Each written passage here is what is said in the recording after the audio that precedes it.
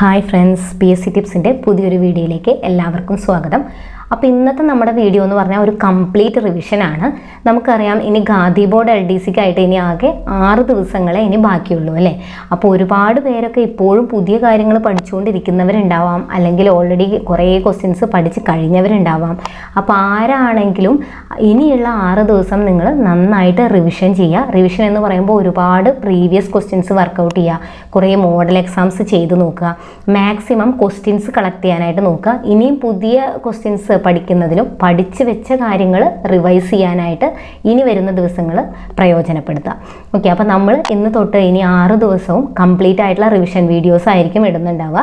ഇന്ന് ഞാൻ ഇന്ത്യ ചരിത്രത്തിൻ്റെ വീഡിയോ ആണ് ഇടുന്നത്. അപ്പോൾ ഇന്ത്യ ചരിത്രത്തിൽ നിന്നും നിങ്ങൾക്ക് റിവിഷൻ ചെയ്യാൻ പറ്റിയ ബെസ്റ്റ് ക്വസ്റ്റ്യൻസ് ആണ് ഇതിൽ ഉൾപ്പെടുത്തിയിട്ടുള്ളത്. SCRTനെയും കൂടി ബേസ് ചെയ്തിട്ടാണ് ക്വസ്റ്റ്യൻസ് ഇട്ടിട്ടുള്ളത്. PSC റിപ്പീറ്റഡ് ആയി ചോദിച്ചുകൊണ്ടിരിക്കുന്നതും ഇനിയും ഖാദി ബോർഡ് LDCക്ക് റിപ്പീറ്റ് ചെയ്യുന്നതുമായിട്ടുള്ള ക്വസ്റ്റ്യൻസ് ആണ് ഉൾപ്പെടുത്തിയിട്ടുള്ളത്. അപ്പോൾ ഇനി വരുന്ന ദിവസങ്ങളിൽ ഇന്ത്യ ഭൂമിശാസ്ത്രം, കേരള ചരിത്രം, ഭരണഘടന, അങ്ങനെ എല്ലാ ടോപ്പിക്കിൽ നിന്നുള്ള കംപ്ലീറ്റ് റിവിഷൻ ക്വസ്റ്റ്യൻസ് ഉണ്ടായിരിക്കും. അപ്പോൾ ഇന്നത്തെ വീഡിയോയിൽ നമ്മൾ ഒരു 250-300ഓളം ക്വസ്റ്റ്യൻസ് ഉൾപ്പെടുത്തിയിട്ടുണ്ട്. അപ്പോൾ എല്ലാം പഠിച്ചു കഴിഞ്ഞവരെ ഒരു റിവിഷൻ എന്നുള്ള രീതിക്ക് ഇതെല്ലാം വർക്കൗട്ട് ചെയ്യുക.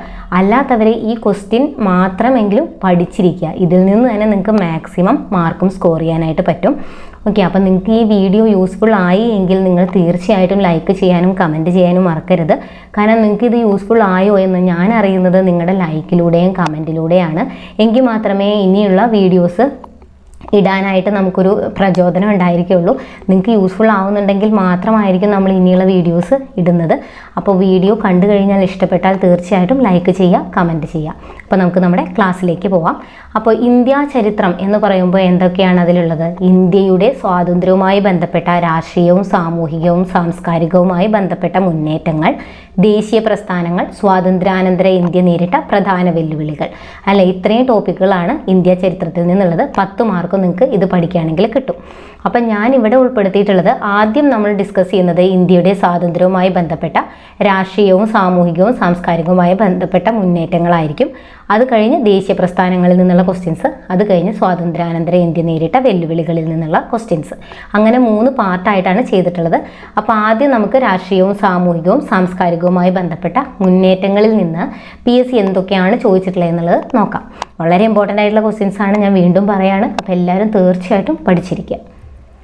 ഇന്ത്യയിൽ ബ്രിട്ടീഷ് ഭരണത്തിന് അടിത്തറ പാകിയ യുദ്ധം പ്ലാസി യുദ്ധമാണ്. ഇന്ത്യയിൽ ബ്രിട്ടീഷ് ഭരണത്തിന് അടിത്തറ പാകിയ യുദ്ധം പ്ലാസി യുദ്ധമാണ്. 1757 1757. പ്ലാസി യുദ്ധം ആരൊക്കെ തമ്മിലായിരുന്നു?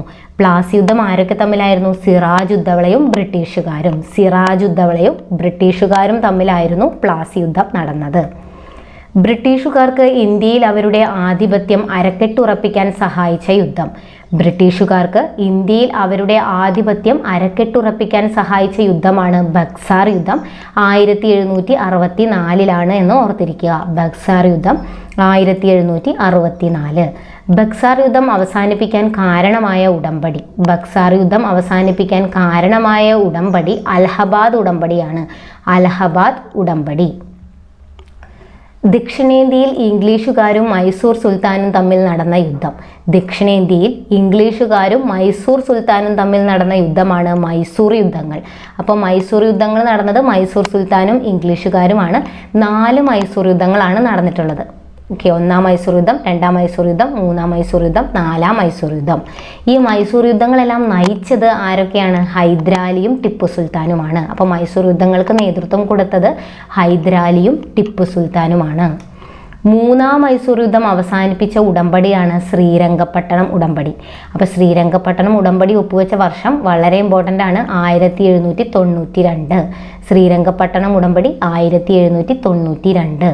ടിപ്പു സുൽത്താൻ കൊല്ലപ്പെട്ട മൈസൂർ യുദ്ധം. അപ്പോൾ ടിപ്പു സുൽത്താൻ വീരമൃത്യു വരിച്ചത് ഏത് യുദ്ധത്തിലൂടെയാണ്? 4-ാം മൈസൂർ യുദ്ധം. 4-ാം മൈസൂർ യുദ്ധം. ഈ ശ്രീരംഗപട്ടണം ഉടമ്പടി 3-ാം മൈസൂർ യുദ്ധവുമായി ബന്ധപ്പെട്ടതാണ്. ഇംഗ്ലീഷ് ഈസ്റ്റ് ഇന്ത്യ കമ്പനി സ്ഥാപിതമായത്. ഇംഗ്ലീഷ് ഈസ്റ്റ് ഇന്ത്യ കമ്പനി സ്ഥാപിതമായത് 1600. ഫ്രഞ്ച് ഈസ്റ്റ് ഇന്ത്യ കമ്പനി സ്ഥാപിതമായത് 1664. ഫ്രഞ്ച് ഈസ്റ്റ് ഇന്ത്യ കമ്പനി സ്ഥാപിതമായത് 1664. ബംഗാളിലെ ആദ്യത്തെ ഗവർണർ. ബംഗാളിലെ ആദ്യ ഗവർണറാണ് റോബർട്ട് ക്ലൈവ്. ബംഗാളിലെ ആദ്യ ഗവർണർ ജനറലാണ് വാറൻ ഹേസ്റ്റിംഗ്. അപ്പോൾ ഈ ഗവർണർ ജനറലുമായി ബന്ധപ്പെട്ട ഒരുപാട് ക്വസ്റ്റ്യൻസ് മുമ്പ് 10th പ്രിലിമിനറിക്ക് ചോദിച്ചിട്ടുണ്ട്. 2021 22 നടന്ന 10th പ്രിലിമിനറിയിൽ വാറൻ ഹേസ്റ്റിങ്ങിനെ പറ്റി ഒരുപാട് ക്വസ്റ്റ്യൻസ് ഉണ്ടായിരുന്നു. അപ്പോൾ ഈ പോർഷൻസ് നമുക്ക് അവോയ്ഡ് ചെയ്യാനായിട്ട് പറ്റില്ല. ഇമ്പോർട്ടൻ്റ് ആയിട്ടുള്ള PSC റിപ്പീറ്റഡ് ആയി ചോദിച്ചിട്ടുള്ള കുറച്ച് ഗവർണർ ജനറൽസിനെ നമ്മൾ ഓർത്തിരിക്കുക. അപ്പോൾ ബംഗാളിലെ ആദ്യത്തെ ഗവർണറാണ് റോബർട്ട് ക്ലൈവ്. ബംഗാളിലെ ആദ്യ ഗവർണർ ജനറലാണ് വാറൻ ഹേസ്റ്റിംഗ്. ഇന്ത്യൻ സിവിൽ സർവീസിൻ്റെ പിതാവ് എന്നറിയപ്പെടുന്നത് കോൺവാലിസ് ആണ്. ശാശ്വത ഭൂനികുതി വ്യവസ്ഥ കൊണ്ടുവന്നതും കോൺവാലിസ് ആണ്. അപ്പോൾ ശാശ്വത ഭൂനികുതി വ്യവസ്ഥ, ഇന്ത്യൻ സിവിൽ സർവീസിൻ്റെ പിതാവ്, ഇതൊക്കെ ആരുമായി ബന്ധപ്പെട്ടതാണ്? കോൺവാലിസ് പ്രഭു. കോൺവാലിസ് പ്രഭു. സൈനിക സഹായ വ്യവസ്ഥ കൊണ്ടുവന്ന ബംഗാൾ ഗവർണർ ജനറൽ. സൈനിക സഹായ വ്യവസ്ഥ റിച്ചാർഡ് വെല്ലസ്ലി ആണ്. റിച്ചാർഡ് വെല്ലസ്ലി സൈനിക സഹായ വ്യവസ്ഥ. സതി നിരോധിച്ച ഗവർണർ ജനറലാണ് വില്യം ബെൻഡിക്. സതി നിരോധിച്ച ഗവർണർ ജനറലാണ് വില്യം ബെൻഡിക്. ദത്താവകാശ നിരോധന നിയമം നടപ്പിലാക്കിയത് ഡൽഹൌസിയാണ്. ദത്താവകാശ നിരോധന നിയമം നടപ്പിലാക്കിയത് ഡൽഹൌസിയാണ്. അത് നിരോധിച്ചത് ആരാണ്? കാനിങ് പ്രഭു ആണെന്നും കൂടി ഓർത്തിരിക്കുക. നിരോധന നിയമം നടപ്പിലാക്കിയത് ഡൽഹൌസി, അത് നിർത്തലാക്കിയത് കാനിങ് പ്രഭു. പ്രാദേശിക ഭാഷാ പത്ര നിയമം കൊണ്ടുവന്ന വൈസ്രോയിയാണ് ലിട്ടൺ പ്രഭു. പ്രാദേശിക ഭാഷാ പത്ര നിയമം ലിട്ടൺ പ്രഭു. ജനകീയ വൈസ്രോയി റിപ്പൺ പ്രഭുവാണ്. റിപ്പൺ പ്രഭുവാണ് ജനകീയ വൈസ്രോയി. അപ്പോൾ പ്രാദേശിക പത്ര നിയമം കൊണ്ടുവന്ന വൈസ്രോയി ലിട്ടൺ പ്രഭുവാണ്. ജനകീയ വൈസ്രോയി റിപ്പൺ പ്രഭുവാണ്. ബംഗാൾ വിഭജനം നടപ്പിലാക്കിയത് കേഴ്സൺ പ്രഭുവാണ്. ബംഗാൾ വിഭജനം നടപ്പിലാക്കിയത് കേഴ്സൺ പ്രഭുവാണ്. ബംഗാൾ വിഭജനം റദ്ദ് ചെയ്തത് ഹാർഡിഞ്ച് ടു ആണ്. ബംഗാൾ വിഭജനം റദ്ദ് ചെയ്തത് ഹാർഡിഞ്ച് ടു. ഒന്നാം സ്വാതന്ത്ര്യ സമരം പൊട്ടിപ്പുറപ്പെട്ടത്. ഈ ഒന്നാം സ്വാതന്ത്ര്യ സമരം വളരെ ഇമ്പോർട്ടൻ്റ് ആണ്. 2-3 ക്വസ്റ്റ്യൻസ് നിങ്ങൾക്ക് ഇതിൽ നിന്ന് കിട്ടും. 1857 മെയ് 10 മീററ്റിലാണ് ഒന്നാം സ്വാതന്ത്ര്യ സമരം പൊട്ടിപ്പുറപ്പെട്ടത്. 1857 മെയ് 10 മീററ്റിൽ. ഇതിന് ഈ വിപ്ലവത്തിന് നൽകിയ പേര്, ബ്രിട്ടീഷുകാർ 1857 വിപ്ലവത്തിന് നൽകിയ പേര് ശിപായി ലഹള എന്നാണ്.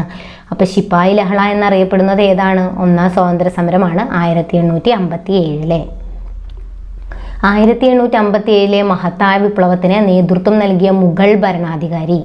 ഇതിന് നേതൃത്വം നൽകിയ മുഗൾ ഭരണാധികാരിയാണ് ബഹദൂർ ഷാ രണ്ടാമൻ. ബഹദൂർ ഷാ രണ്ടാമൻ. ഡൽഹിയിൽ കലാപത്തിന് നേതൃത്വം കൊടുത്തത് ബക്ത് ഖാൻ ആണ്. ബക്ത് ഖാൻ ആണ് ഡൽഹിയിൽ കലാപത്തിന് നേതൃത്വം കൊടുത്തത്.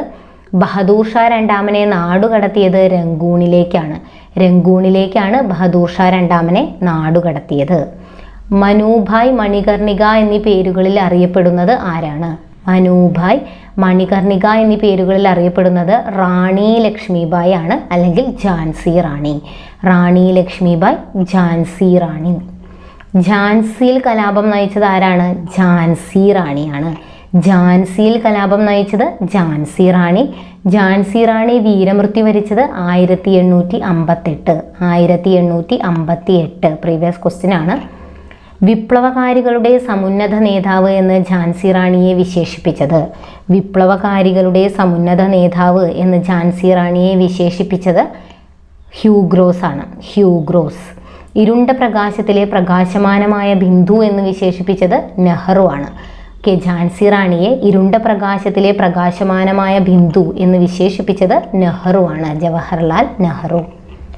ക്യൂൻ ഓഫ് ഝാൻസി എന്ന പുസ്തകം രചിച്ചത് ആരാണ്? ക്യൂൻ ഓഫ് ഝാൻസി എന്ന പുസ്തകം രചിച്ചത് മഹാശ്വേതാ ദേവിയാണ്. മഹാശ്വേതാ ദേവി. ലക്നൌവിൽ കലാപം നയിച്ചത്. ലക്നൌവിൽ കലാപം നയിച്ചത് ആരാണ്? ബീഗം ഹസ്രത്ത് മഹൽ. ബീഗം ഹസ്രത്ത് മഹൽ. ഫൈസാബാദിൽ വിപ്ലവം നയിച്ചത് മൗലവി അഹമ്മദുള്ളയാണ്. ഫൈസാബാദിൽ വിപ്ലവം നയിച്ചത് മൗലവി അഹമ്മദുള്ള. ആരയിൽ വിപ്ലവം നയിച്ചത് കൺവർ സിംഗ് ആണ്. ആരയിൽ വിപ്ലവം നയിച്ചത് കൺവർ സിംഗ് ആണ്. കാൺപൂരിൽ കലാപം നയിച്ചത് നാനാ സാഹിബും താന്തിയ തോപ്പിയുമാണ്. നാനാ സാഹിബും താന്തിയ തോപ്പിയും കാൺപൂർ. ദോണ്ടു പന്ത് ആരുടെ യഥാർത്ഥ നാമമാണ്? ദോണ്ടു പന്ത് എന്നുള്ളത് ആരുടെ യഥാർത്ഥ നാമമാണ്? നാനാ സാഹിബ്. നാനാ സാഹിബിൻ്റെ യഥാർത്ഥ നാമമാണ്. രാമചന്ദ്ര പാണ്ഡുരംഗ് എന്ന് പറയുന്നത് ആരാണ്? താന്തിയ തോപ്പിയാണ് കേട്ടോ. താന്തിയ തോപ്പി. 1857 കലാപത്തിൻ്റെ ബുദ്ധി കേന്ദ്രം. 1857 കലാപത്തിൻ്റെ ബുദ്ധി കേന്ദ്രം നാനാ സാഹിബാണ്. അതിലെ വന്ധ്യവയോധികൻ എന്നറിയപ്പെടുന്നത് കൺവർ സിംഗ് ആണ്. ജോവാൻ ഓഫ് ആർക്ക് എന്നറിയപ്പെടുന്നത് ഝാൻസി റാണിയാണ്. എല്ലാം പ്രീവിയസ് ആയി ചോദിച്ചിട്ടുണ്ട്. 1857 കലാപത്തിൻ്റെ ബുദ്ധി കേന്ദ്രം നാനാ സാഹിബ്, കലാപത്തിൻ്റെ വന്ധ്യവയോധികൻ കൺവർ സിംഗ്, ജോവാൻ ഓഫ് ആർക്ക് ഝാൻസി റാണി. 1857 വിപ്ലവത്തിലെ ആദ്യ രക്തസാക്ഷി ആരായിരുന്നു? മംഗൾ പാണ്ഡെ.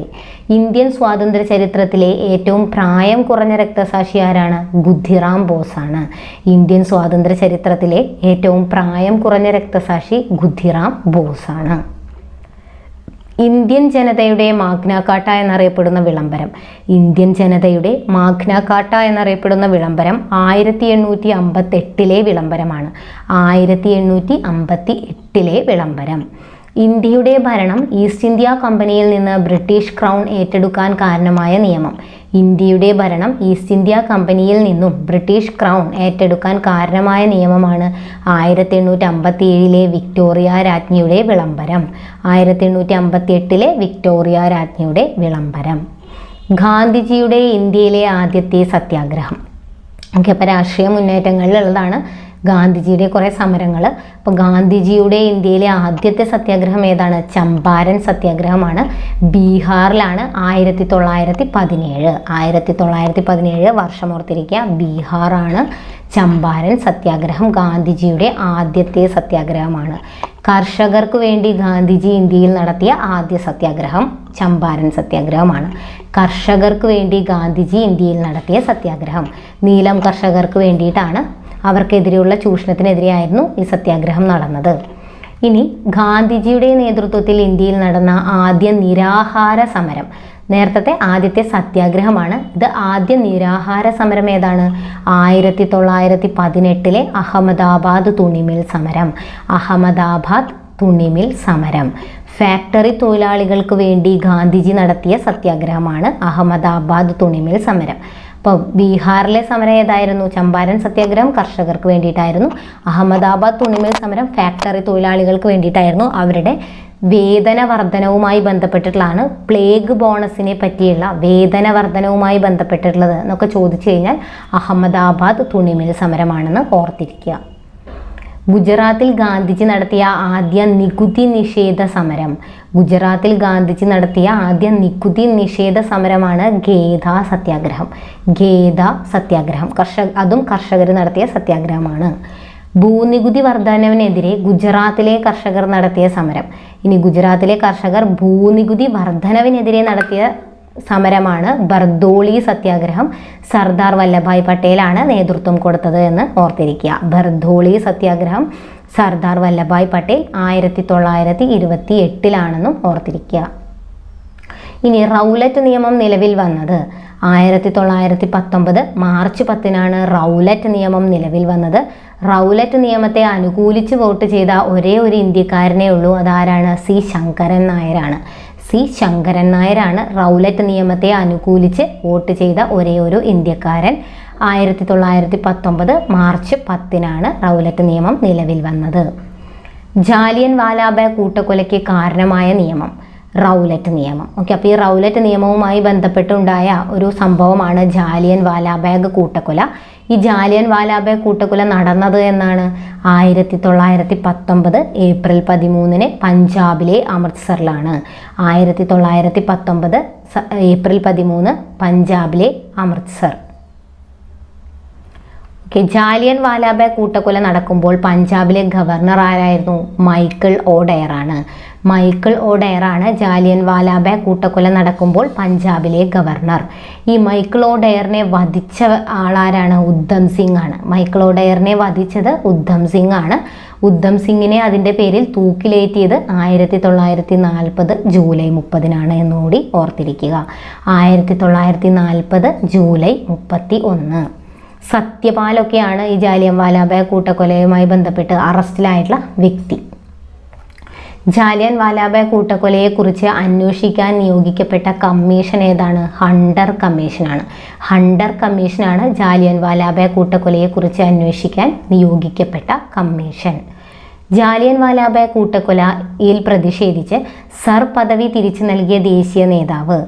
സർ പദവി തിരിച്ചു നൽകി ജാലിയൻ വാലാബാഗ് കൂട്ടക്കൊലയോടനുബന്ധിച്ച് എന്താണ് സർ പദവി തിരികെ നൽകിയ ദേശീയ നേതാവാണ് ടാഗോർ. സർ പദവി തിരിച്ചു നൽകിയത് ടാഗോർ ആണ്. കൈസർ-ഇ-ഹിന്ദ് പദവി തിരിച്ചു നൽകിയത് മഹാത്മാഗാന്ധിജിയാണെന്ന് ഓർത്തിരിക്കുക. കൈസർ-ഇ-ഹിന്ദ് മഹാത്മാഗാന്ധിജി. ചൗരി ചൗര സംഭവം നടന്നത് 1922 ഉത്തർപ്രദേശിലാണ്. 22 പോലീസുകാരാണ് അതിൽ കൊല്ലപ്പെട്ടത് എന്ന് ഓർത്തിരിക്കുക. 22 പോലീസുകാരെ 1922 ഉത്തർപ്രദേശ്. ഇന്ത്യൻ സ്വാതന്ത്ര്യ സമര ചരിത്രത്തിൽ അവസാനത്തെ ബഹുജന പ്രക്ഷോഭമായിരുന്നു ക്വിറ്റ് ഇന്ത്യ സമരം. ഇന്ത്യൻ സ്വാതന്ത്ര്യ സമര ചരിത്രത്തിൽ അവസാനത്തെ ബഹുജന പ്രക്ഷോഭം ഏതാണ്? ക്വിറ്റ് ഇന്ത്യ സമരമാണ്. 1942 ക്വിറ്റ് ഇന്ത്യ സമരം. പ്രവർത്തിക്കുക അല്ലെങ്കിൽ മരിക്കുക എന്ന ഗാന്ധിജിയുടെ ആഹ്വാനം ഏത് സമരവുമായി ബന്ധപ്പെട്ടിരിക്കുന്നു? പ്രവർത്തിക്കുക അല്ലെങ്കിൽ മരിക്കുക എന്ന ഗാന്ധിജിയുടെ ആഹ്വാനം ഏത് സമരവുമായി ബന്ധപ്പെട്ടിരിക്കുന്നു? ക്വിറ്റ് ഇന്ത്യ സമരം. ക്വിറ്റ് ഇന്ത്യ സമരം. ക്വിറ്റ് ഇന്ത്യ ദിനമായി ആചരിക്കുന്നത് ഓഗസ്റ്റ് 9 ആണ്. ഓഗസ്റ്റ് 9. ക്വിറ്റ് ഇന്ത്യ സമര നായിക എന്നറിയപ്പെടുന്നത് അരുണ ആസഫ് അലിയാണ്. ക്വിറ്റ് ഇന്ത്യ സമര നായിക എന്നറിയപ്പെടുന്നത് ആരാണ്? അരുണ ആസഫ് അലി. ക്വിറ്റ് ഇന്ത്യ സമര നായകൻ എന്നറിയപ്പെടുന്നത് ആരാണ്? ജയപ്രകാശ് നാരായണൻ. ക്വിറ്റ് ഇന്ത്യ സമര നായകൻ എന്നറിയപ്പെടുന്നത് ജയപ്രകാശ് നാരായണനാണ്. കമ്പനി ഭരണത്തിൻ്റെ ചൂഷണത്തിനിരയായ വിഭാഗങ്ങൾ. ഇനി മറ്റ് കലാപങ്ങളെ പറ്റിയാണ് നമ്മൾ ഡിസ്കസ് ചെയ്യുന്നത്. ഈ ഗോത്ര വിഭാഗക്കാരും അതുപോലെ കർഷകരും ഒക്കെ നടത്തിയ സാമൂഹ്യപരമായിട്ടുള്ള കുറച്ച് കലാപങ്ങൾ. കമ്പനി ഭരണത്തിൻ്റെ ചൂഷണത്തിനിരയായ വിഭാഗങ്ങളാണ് കർഷകരും, നെയ്ത്തുകാരും, ഗോത്ര വിഭാഗക്കാരും, കൈത്തൊഴിലാളികളും. അപ്പോൾ ബംഗാളിലെ നീലം കർഷകർ ബ്രിട്ടീഷുകാരുടെ ചൂഷണത്തിനെതിരായി നടത്തിയ കലാപമാണ് നീലം കലാപം. അപ്പം നീലം കലാപം നടന്നത് എവിടെയാണ്? ബംഗാളിലാണ് എന്ന് ഓർത്തിരിക്കുക. നീലം കലാപം ബംഗാൾ. നീലം കർഷകരുടെ ജീവിതത്തെ ആസ്പദമാക്കി ദീനബന്ധു മിത്ര രചിച്ച നാടകം നീൽ ദർപ്പൺ. വളരെ ഇമ്പോർട്ടൻ്റ് ആണ്. ദീനബന്ധു മിത്ര നീൽ ദർപ്പൺ. കൂഗ കലാപം നടന്ന സംസ്ഥാനം. കൂഗ കലാപം നടന്നത് പഞ്ചാബിലാണ്. കൂഗ കലാപം പഞ്ചാബ്. ബംഗാളിലെ മതാചാര്യന്മാരുടെ നേതൃത്വത്തിൽ ബ്രിട്ടീഷുകാർക്കെതിരെ നടന്ന കലാപമാണ് സന്യാസി കലാപവും ഫക്കീർ കലാപവും. സന്യാസി കലാപവും ഫക്കീർ കലാപവും. സാന്താൾ കലാപം നടന്നത് ബംഗാളിലാണ്. സാന്താൾ കലാപം നടന്നത് ബംഗാളിലാണ്. വർഷം ഒരു പ്രാവശ്യം ചോദിച്ചിട്ടുണ്ട്. 1855 to 56 എന്നുള്ളതാണ് PSC ആൻസറായി കൊടുത്തിട്ടുള്ളത്. 55 to 56 ബംഗാളിലാണ്. ഇനി സന്യാസി കലാപവും ഫക്കീർ കലാപവും ബംഗാളിൽ തന്നെയാണ് നടന്നിട്ടുള്ളത്. സന്താൾ കലാപത്തിന് നേതൃത്വം കൊടുത്തത് ആരാണ്? സിദ്ധുവും കാൻഹുവുമാണ് സാന്താൾ കലാപത്തിന് നേതൃത്വം കൊടുത്തത്. ഇനി ബ്രിട്ടീഷ് സാമ്രാജ്യത്തിനെതിരായും ഇന്ത്യയിലെ ഫ്യൂഡൽ വ്യവസ്ഥിതിക്കെതിരായും നടന്ന തേഭാഗ സമരം നടന്ന സ്ഥലം. അപ്പോൾ തേഭാഗ സമരം നടന്നത് എവിടെയാണെന്ന് ഓർത്തിരിക്കുക? ബംഗാളിലാണ്. SCRT ഫാക്റ്റ് ആണ്. തേഭാഗ സമരം ബംഗാൾ. തെലങ്കാന സമരം നടന്നത് ആന്ധ്രാപ്രദേശിലാണ്. നാവിക കലാപം നടന്നത് ബോംബെയിലാണ്. 1946 ഓർത്തിരിക്കുക. ബോംബെ കലാപം എന്നും അറിയപ്പെടുന്നു. അപ്പോൾ തെലങ്കാന സമരം ആന്ധ്രാപ്രദേശ്, നാവിക കലാപം അല്ലെങ്കിൽ ബോംബെ കലാപം ബോംബെയിലാണ് 1946. ആധുനിക ഇന്ത്യയിലെ സാമൂഹിക പരിഷ്കരണ പ്രസ്ഥാനങ്ങളുടെ പ്രഭാത നക്ഷത്രം എന്നറിയപ്പെടുന്നത്. ഇനി കുറച്ച് സാമൂഹിക പ്രസ്ഥാനങ്ങളാണ്. സാമൂഹിക പരിഷ്കരണ പ്രസ്ഥാനങ്ങൾ പറ്റിയിട്ടാണ് നമ്മൾ പറയുന്നത്. അവരുടെ നേതാക്കളും. ഇത് ഒരുപാട് ക്വസ്റ്റ്യൻസ് ചോദിച്ചിട്ടുണ്ടായിരുന്നു 10th പ്രിലിമിനറിക്ക്. അപ്പോൾ ഈ ഭാഗവും നമ്മൾ പഠിച്ചിരിക്കണം. ആധുനിക ഇന്ത്യയിലെ സാമൂഹിക പരിഷ്കരണ പ്രസ്ഥാനങ്ങളുടെ പ്രഭാത നക്ഷത്രം എന്നറിയപ്പെടുന്നത് രാജാറാം മോഹറോയാണ്. ജാതി സമ്പ്രദായമാണ് ഇന്ത്യക്കാർക്കിടയിലെ അനൈക്യത്തിൻ്റെ ഉറവിടം എന്ന് പറഞ്ഞതും രാജാറാം മോഹറോയാണ്. ആധുനിക ഇന്ത്യയിലെ സാമൂഹ്യ പരിഷ്കരണ പ്രസ്ഥാനങ്ങളുടെ പ്രഭാത നക്ഷത്രം ജാതി സമ്പ്രദായമാണ് ഇന്ത്യക്കാർക്കിടയിലെ അനൈക്യത്തിൻ്റെ ഉറവിടം എന്നെല്ലാം പറഞ്ഞത് ആരാണ്? രാജാറാം മോഹറോയാണ്. ഇന്ത്യൻ നവോത്ഥാനത്തിൻ്റെ പിതാവ് എന്നറിയപ്പെടുന്നത് രാജാറാം മോഹറോയാണ്. ഇനി ബ്രഹ്മസമാജം സ്ഥാപിച്ചത് ആരാണ്? രാജാറാം മോഹറോയാണ് ബ്രഹ്മസമാജ സ്ഥാപകൻ. ഇനി രാജാറാം മോഹറായി ആത്മീയ സഭ സ്ഥാപിച്ചത്. അപ്പോൾ വേറൊരു സംഘടനയാണ് ആത്മീയ സഭ. അത് സ്ഥാപിച്ച വർഷം 1815 10th പ്രിലിമിനറിക്ക് ചോദിച്ചിട്ടുണ്ട്. അപ്പോൾ രാജാറാം മോഹറോയ് ആത്മീയ സഭ സ്ഥാപിച്ചത് 1815 എന്ന് ഓർത്തിരിക്കുക. ഇനി ഉപനിഷത്തുകളിലും വേദങ്ങളിലുമൊക്കെ പാണ്ഡിത്യമുണ്ടായിരുന്ന സാമൂഹ്യ പരിഷ്കർത്താവായിരുന്നു ആര്യ? രാജാറാം മോഹൻ റോയ് എന്നും കൂടി ഓർത്തിരിക്കുക. ജാതി വ്യവസ്ഥയെയും വിഗ്രഹാരാധനയെയും എതിർത്ത നവോത്ഥാന നായകൻ ആരാണ്? സ്വാമി ദയാനന്ദ സരസ്വതിയാണ്. ജാതി വ്യവസ്ഥയെയും വിഗ്രഹാരാധനയെയും വേദങ്ങളിലേക്ക് മടങ്ങുക എന്ന് ആഹ്വാനം ചെയ്തതും സ്വാമി ദയാനന്ദ സരസ്വതിയാണ്. വേദങ്ങളിലേക്ക് മടങ്ങുക, ജാതി വ്യവസ്ഥയും വിഗ്രഹാരാധനയും എതിർത്തു. ഇനി ആര്യസമാജം സ്ഥാപിച്ചത് ദയാനന്ദ സരസ്വതിയാണ്. ആര്യസമാജം സ്ഥാപിച്ച വർഷം, സ്ഥലം ഓർത്തിരിക്കുക, ബോംബെയിലാണ്. 1875 1875 ബോംബെ. സത്യശോധക് സമാജ് സ്ഥാപിച്ചത് ജ്യോതിറാവു ഫൂലെയാണ്. ജ്യോതിറാവു ഫൂലെ പൂനെയിലാണ് 1873 പൂനെയിലാണ്. സത്യശോധക് സമാജിൻ്റെ മുഖപത്രം ദീൻ ബന്ധു ആണ്. സത്യശോധക് സമാജിൻ്റെ മുഖപത്രം ഏതാണ്? ദീൻ ബന്ധു. ആര്യമഹിളാ സഭ സ്ഥാപിച്ചത് പണ്ഡിറ്റ് രമാബായി ആണ്. Arya Mahila Sabha Pandit Ramabai. Muhammadan Anglo Oriental College Aligarh University എന്ന് പറയും. അത് സ്ഥാപിച്ചത് ആരാണ്? സർ സയ്യിദ് അഹമ്മദ് ഖാൻ ആണ്. അതായത് മുഹമ്മദൻ ആംഗ്ലോ ഓറിയൻ്റൽ കോളേജ് എന്നായിരുന്നു മുമ്പത്തെ പേര്. പിന്നീട് അത് അലിഗഡ് യൂണിവേഴ്സിറ്റി ആയി മാറുകയാണ് ചെയ്തത്. അത് സ്ഥാപിച്ചത് ആരാണ്? സർ സയ്യിദ് അഹമ്മദ് ഖാൻ ആണ്. ഹിതകാരിണി സമാജം എന്ന സംഘടന സ്ഥാപിച്ചത് വീരേശലിംഗം പന്തലു ആണ്. ഹിതകാരിണി സമാജം എന്ന സംഘടന സ്ഥാപിച്ചത് വീരേശലിംഗം പന്തലു. വിദ്യാസമ്പന്നർ മാറ്റത്തിൻ്റെ വക്താക്കളാണ് എന്ന് പറഞ്ഞതും വീരേശലിംഗം പന്തലു ആണ്. വിദ്യാസമ്പന്നർ മാറ്റത്തിൻ്റെ വക്താക്കളാണ് എന്ന് പറഞ്ഞതും ആരാണ്? വീരേശലിംഗം പന്തലു. പ്രാർത്ഥനാ സമാജം സ്ഥാപിച്ചത് ആരാണ്? ആത്മാറാം പാണ്ഡുരംഗ്. പ്രാർത്ഥനാ സമാജം ആത്മാറാം പാണ്ഡുരംഗ്. പൂനെ സാർവജനിക് സഭ മഹാദേവ ഗോവിന്ദ റാനഡെ. പൂനെ സാർവജനിക് സഭ മഹാദേവ ഗോവിന്ദ റാനഡെ. MJ റാനഡെയാണ് പൂനെ സാർവജനിക് സഭ സ്ഥാപിച്ചത് എന്ന് ഓർത്തിരിക്കുക. Asiatic society of Bengal William Jones ആണ്. Asiatic society of Bengal William Jones. Calcutta Madrasa Warren Hasting. സംസ്കൃത Banaras college Jonathan Duncan. SCRT fact ആണ്, very important. Asiatic society of Bengal William Jones. Calcutta Madrasa Warren Hasting. സംസ്കൃത Banaras college Jonathan Duncan. Nation ആരുടെ പത്രമാണ്? നേഷൻ എന്ന് പറഞ്ഞ പത്രം ആരുടെയാണ്? Gopalakrishna Gokhale. New India commonweal അതാരുടെയാണ്? Annie Besant. ന്യൂ ഇന്ത്യ കോമൺവീൽ എന്നുള്ളത് ആനി ബസന്റിൻ്റെയാണ്. എന്നാൽ യങ് ഇന്ത്യ അതുപോലെ ഹരിജൻ ഇതൊക്കെയാണ് ഗാന്ധിജിയുടെ പത്രങ്ങൾ എന്നുകൂടി ഓർത്തിരിക്കുക. New India Annie Besant, young India Gandhiji. സ്വദേശി മിത്രം ആരുടെയാണ്? ജി സുബ്രഹ്മണ്യ അയ്യർ. ഇനി ലാലാ ലജ്പത് റായുടെയാണ് വന്ദേ മാതരം. ലാലാ ലജ്പത് റായ്. മറാത്ത കേസരി എന്നിവയെല്ലാം ബാലഗംഗാധര തിലകൻ്റെയാണെന്ന് ഓർത്തിരിക്കുക. Maratha Kesari Balagangadhara Tilakan. Voice of India ആരുടെയാണ്? ദാദാഭായ് നവറോജി. ഇന്ത്യയുടെ കരച്ചിൽ, എൻ്റെ ഗുരുനാഥൻ എന്നീ കൃതികളൊക്കെ രചിച്ചത് വള്ളത്തോളാണ്. പ്രീവിയസ് ക്വസ്റ്റ്യൻ ആണ്. ഇന്ത്യയുടെ കരച്ചിൽ, എൻ്റെ ഗുരുനാഥൻ, അതുപോലെ ബാപ്പുജി അതും വള്ളത്തോളിൻ്റെയാണ്. നിബന്ധമാല രചിച്ചിരിക്കുന്ന ഭാഷ പ്രീവിയസ് ആയി ചോദിച്ചിട്ടുണ്ട്, മറാത്തിയാണ്. നിബന്ധമാല മറാത്തി. ഇനി പ്രേമാശ്രമം, സേവാസദൻ, അതുപോലെ രംഗഭൂമി ഇതൊക്കെ രചിച്ചത് പ്രേംചന്ദ് ആണ്. ഹിന്ദി ഭാഷയിലാണ്. പ്രേംചന്ദാണ്, ഹിന്ദി ഭാഷയിലാണ്. പ്രേമാശ്രമം, സേവാസദൻ, രംഗഭൂമി എന്നിവയൊക്കെ ആരുടെയാണ്? പ്രേംചന്ദിൻ്റെയാണ്. ഗീതാഞ്ജലി, ഘോര ഇതൊക്കെ ആരുടെയാണ്? രവീന്ദ്രനാഥ ടാഗോറിൻ്റെയാണ് എന്നുകൂടി ഓർത്തിരിക്കുക. ഇനി ഇത്രയുമാണ് അപ്പോൾ നമുക്ക് രാഷ്ട്രീയവും സാമൂഹികവും സാംസ്കാരികവുമായിട്ടുള്ള മുന്നേറ്റങ്ങൾ.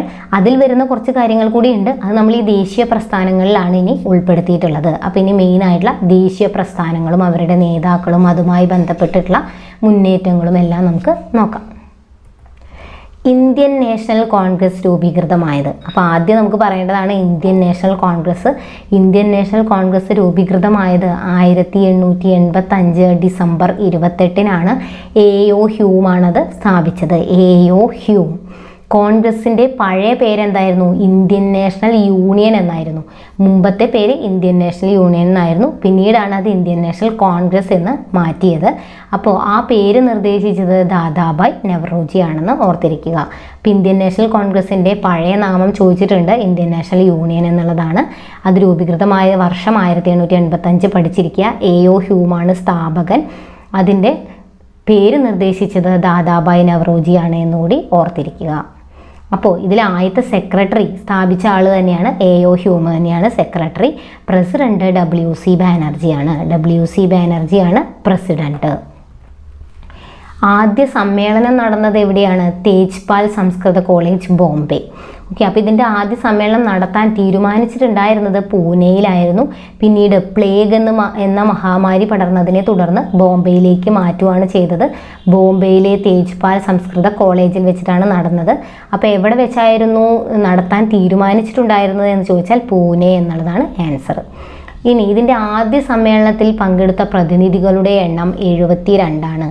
ആദ്യ സമ്മേളനത്തിൽ പങ്കെടുത്ത പ്രതിനിധികളുടെ എണ്ണം 72 ആണ്. സ്വദേശി മുദ്രാവാക്യം ഉയർത്തിയ കോൺഗ്രസ് സമ്മേളനം. സ്വദേശി മുദ്രാവാക്യം ഉയർത്തിയ കോൺഗ്രസ് സമ്മേളനം ബനാറസ് സമ്മേളനമാണ്. 1905 ബനാറസ് സമ്മേളനം. INCയുടെ അധ്യക്ഷ പദവിയിലിരുന്ന മലയാളിയാണ് C ശങ്കരൻ നായർ. അമരാവതി സമ്മേളനത്തിലാണ്. 1897 അമരാവതി. വർഷവും സ്ഥലവും പഠിക്കണം. 1897 അമരാവതി, C ശങ്കരൻ നായർ. ഏക മലയാളിയാണ്. ഗാന്ധിജി പങ്കെടുത്ത INC സമ്മേളനം ഇമ്പോർട്ടൻ്റ് ആണ്. കൽക്കത്ത സമ്മേളനമാണ്. 1901 കൽക്കത്ത സമ്മേളനം. ഇനി മിതവാദികളെന്നും തീവ്രവാദികളെന്നും ഇങ്ങനെ പിളർന്ന സമ്മേളനം, അതായത് കോൺഗ്രസ് പിളർന്ന സമ്മേളനമാണ് 1907 സൂററ്റ് സമ്മേളനം. 1907 സൂററ്റ് സമ്മേളനം. മിതവാദി ഗ്രൂപ്പിലെ നേതാക്കൾ ആരൊക്കെയായിരുന്നു എന്ന് ചോദിച്ചിട്ടുണ്ട്. മിതവാദികൾ ദാദാഭായ് നവറോജിയും ഫിറോസ് ഷാ മേത്ത, ഗോപാലകൃഷ്ണ ഗോഖലെ. മെയിനായിട്ട് പഠിക്കേണ്ടത് ദാദാഭായ് നവറോജി, ഫിറോസ് ഷാ മേത്ത, ഗോപാലകൃഷ്ണ ഗോഖലെ. തീവ്രവാദി വിഭാഗത്തിലെ നേതാക്കളാണ് ലാൽ ബാൽ പാൽ. ഓക്കെ, ലാലാ ലജ്പത് റായ്, ബാലഗംഗാധര തിലകൻ, ബിപിൻ ചന്ദ്രപാൽ. ലാലാ ലജ്പത് റായ്, ബാലഗംഗാധര തിലകൻ, ബിപിൻ ചന്ദ്രപാൽ എന്നുള്ളത് ഓർത്തിരിക്കുക. കോൺഗ്രസും മുസ്ലിം ലീഗും ഒന്നിച്ച സമ്മേളനം 1916 ലക്നൗ സമ്മേളനം. ഇത് പിളർന്നത് 1907 സൂററ്റ് സമ്മേളനത്തിലാണ്. ഇവർ ഒന്നിച്ച സമ്മേളനം 1916 ലക്നൗ സമ്മേളനമാണെന്ന് ഓർത്തിരിക്കുക. ഇനി ഗാന്ധിജി ആദ്യമായി പങ്കെടുത്ത സമ്മേളനമാണ് നമ്മൾ നേരത്തെ ഡിസ്കസ് ചെയ്തത്, 1901 കൊൽക്കത്ത സമ്മേളനം. എന്നാൽ ഗാന്ധിജി കോൺഗ്രസിൻ്റെ പ്രസിഡൻ്റായ ഏക സമ്മേളനമാണ് 1924 ബെൽഗ്രാം സമ്മേളനം. ബെൽഗ്രാം 1924. ഇന്ത്യൻ ദേശീയ പ്രസ്ഥാനത്തിൻ്റെ നഴ്സറി എന്നറിയപ്പെടുന്നത് ഏതാണ്? ബംഗാളാണ്. പ്രീവിയസ് ക്വസ്റ്റ്യൻ ആണ്. ഇന്ത്യൻ ദേശീയ പ്രസ്ഥാനത്തിൻ്റെ നഴ്സറി എന്നറിയപ്പെടുന്നത് ബംഗാളാണ്. എല്ലാം പ്രീവിയസ് ക്വസ്റ്റ്യൻസ് തന്നെയാണ്. അതിൽ പക്ഷേ കുറച്ചും കൂടി ഇമ്പോർട്ടൻ്റ് ആയിട്ടുള്ളതാണ് ഞാൻ സ്ട്രെസ് ചെയ്ത് പറയുന്നത്. ഓക്കെ, 1905 ബംഗാൾ വിഭജനത്തെ തുടർന്ന് ഉയർന്നു വന്ന പ്രസ്ഥാനമാണ് സ്വദേശി പ്രസ്ഥാനം. 1905 ബംഗാൾ വിഭജനത്തെ തുടർന്ന് ഉയർന്നു വന്ന പ്രസ്ഥാനമാണ് സ്വദേശി പ്രസ്ഥാനം. ഓക്കെ, അതിൻ്റെ ചിഹ്നം എന്തായിരുന്നു? സ്വദേശി പ്രസ്ഥാനത്തിൻ്റെ ചിഹ്നം ചർക്കയായിരുന്നു. ചർക്ക. തമിഴ്നാട്ടിൽ സ്വദേശി പ്രസ്ഥാനത്തിന് നേതൃത്വം കൊടുത്തത് ആരാണ്? തമിഴ്നാട്ടിൽ സ്വദേശി പ്രസ്ഥാനത്തിന് നേതൃത്വം കൊടുത്തത് VO ചിദംബരം പിള്ളയാണ്. കപ്പലോട്ടിയ തമിഴൻ എന്നറിയപ്പെടുന്നതും VO ചിദംബരം പിള്ളയാണ്. തമിഴ്നാട്ടിൽ സ്വദേശി പ്രസ്ഥാനത്തിന് നേതൃത്വം കൊടുത്തത്, കപ്പലോട്ടിയ തമിഴൻ എന്നറിയപ്പെടുന്നത് എല്ലാം ആരാണ്? VO ചിദംബരം പിള്ള. ഇനി 1906 സ്വദേശി സ്റ്റീം നാവിഗേഷൻ കമ്പനി. സ്വദേശി സ്റ്റീം നാവിഗേഷൻ കമ്പനി സ്ഥാപിച്ചത് VO ചിദംബരം പിള്ളയാണ്. ഇത് ഇമ്പോർട്ടൻ്റ് ആയിട്ടുള്ളൊരു വ്യക്തിയാണ്. തമിഴ്നാട്ടിൽ സ്വദേശി പ്രസ്ഥാനത്തിന് നേതൃത്വം കൊടുത്തത്, കപ്പലോട്ടിയ തമിഴൻ എന്നറിയപ്പെടുന്നത്, അതുപോലെ തന്നെ സ്വദേശി സ്റ്റീം നാവിഗേഷൻ കമ്പനി സ്ഥാപിച്ചത് VO ചിദംബരം പിള്ള.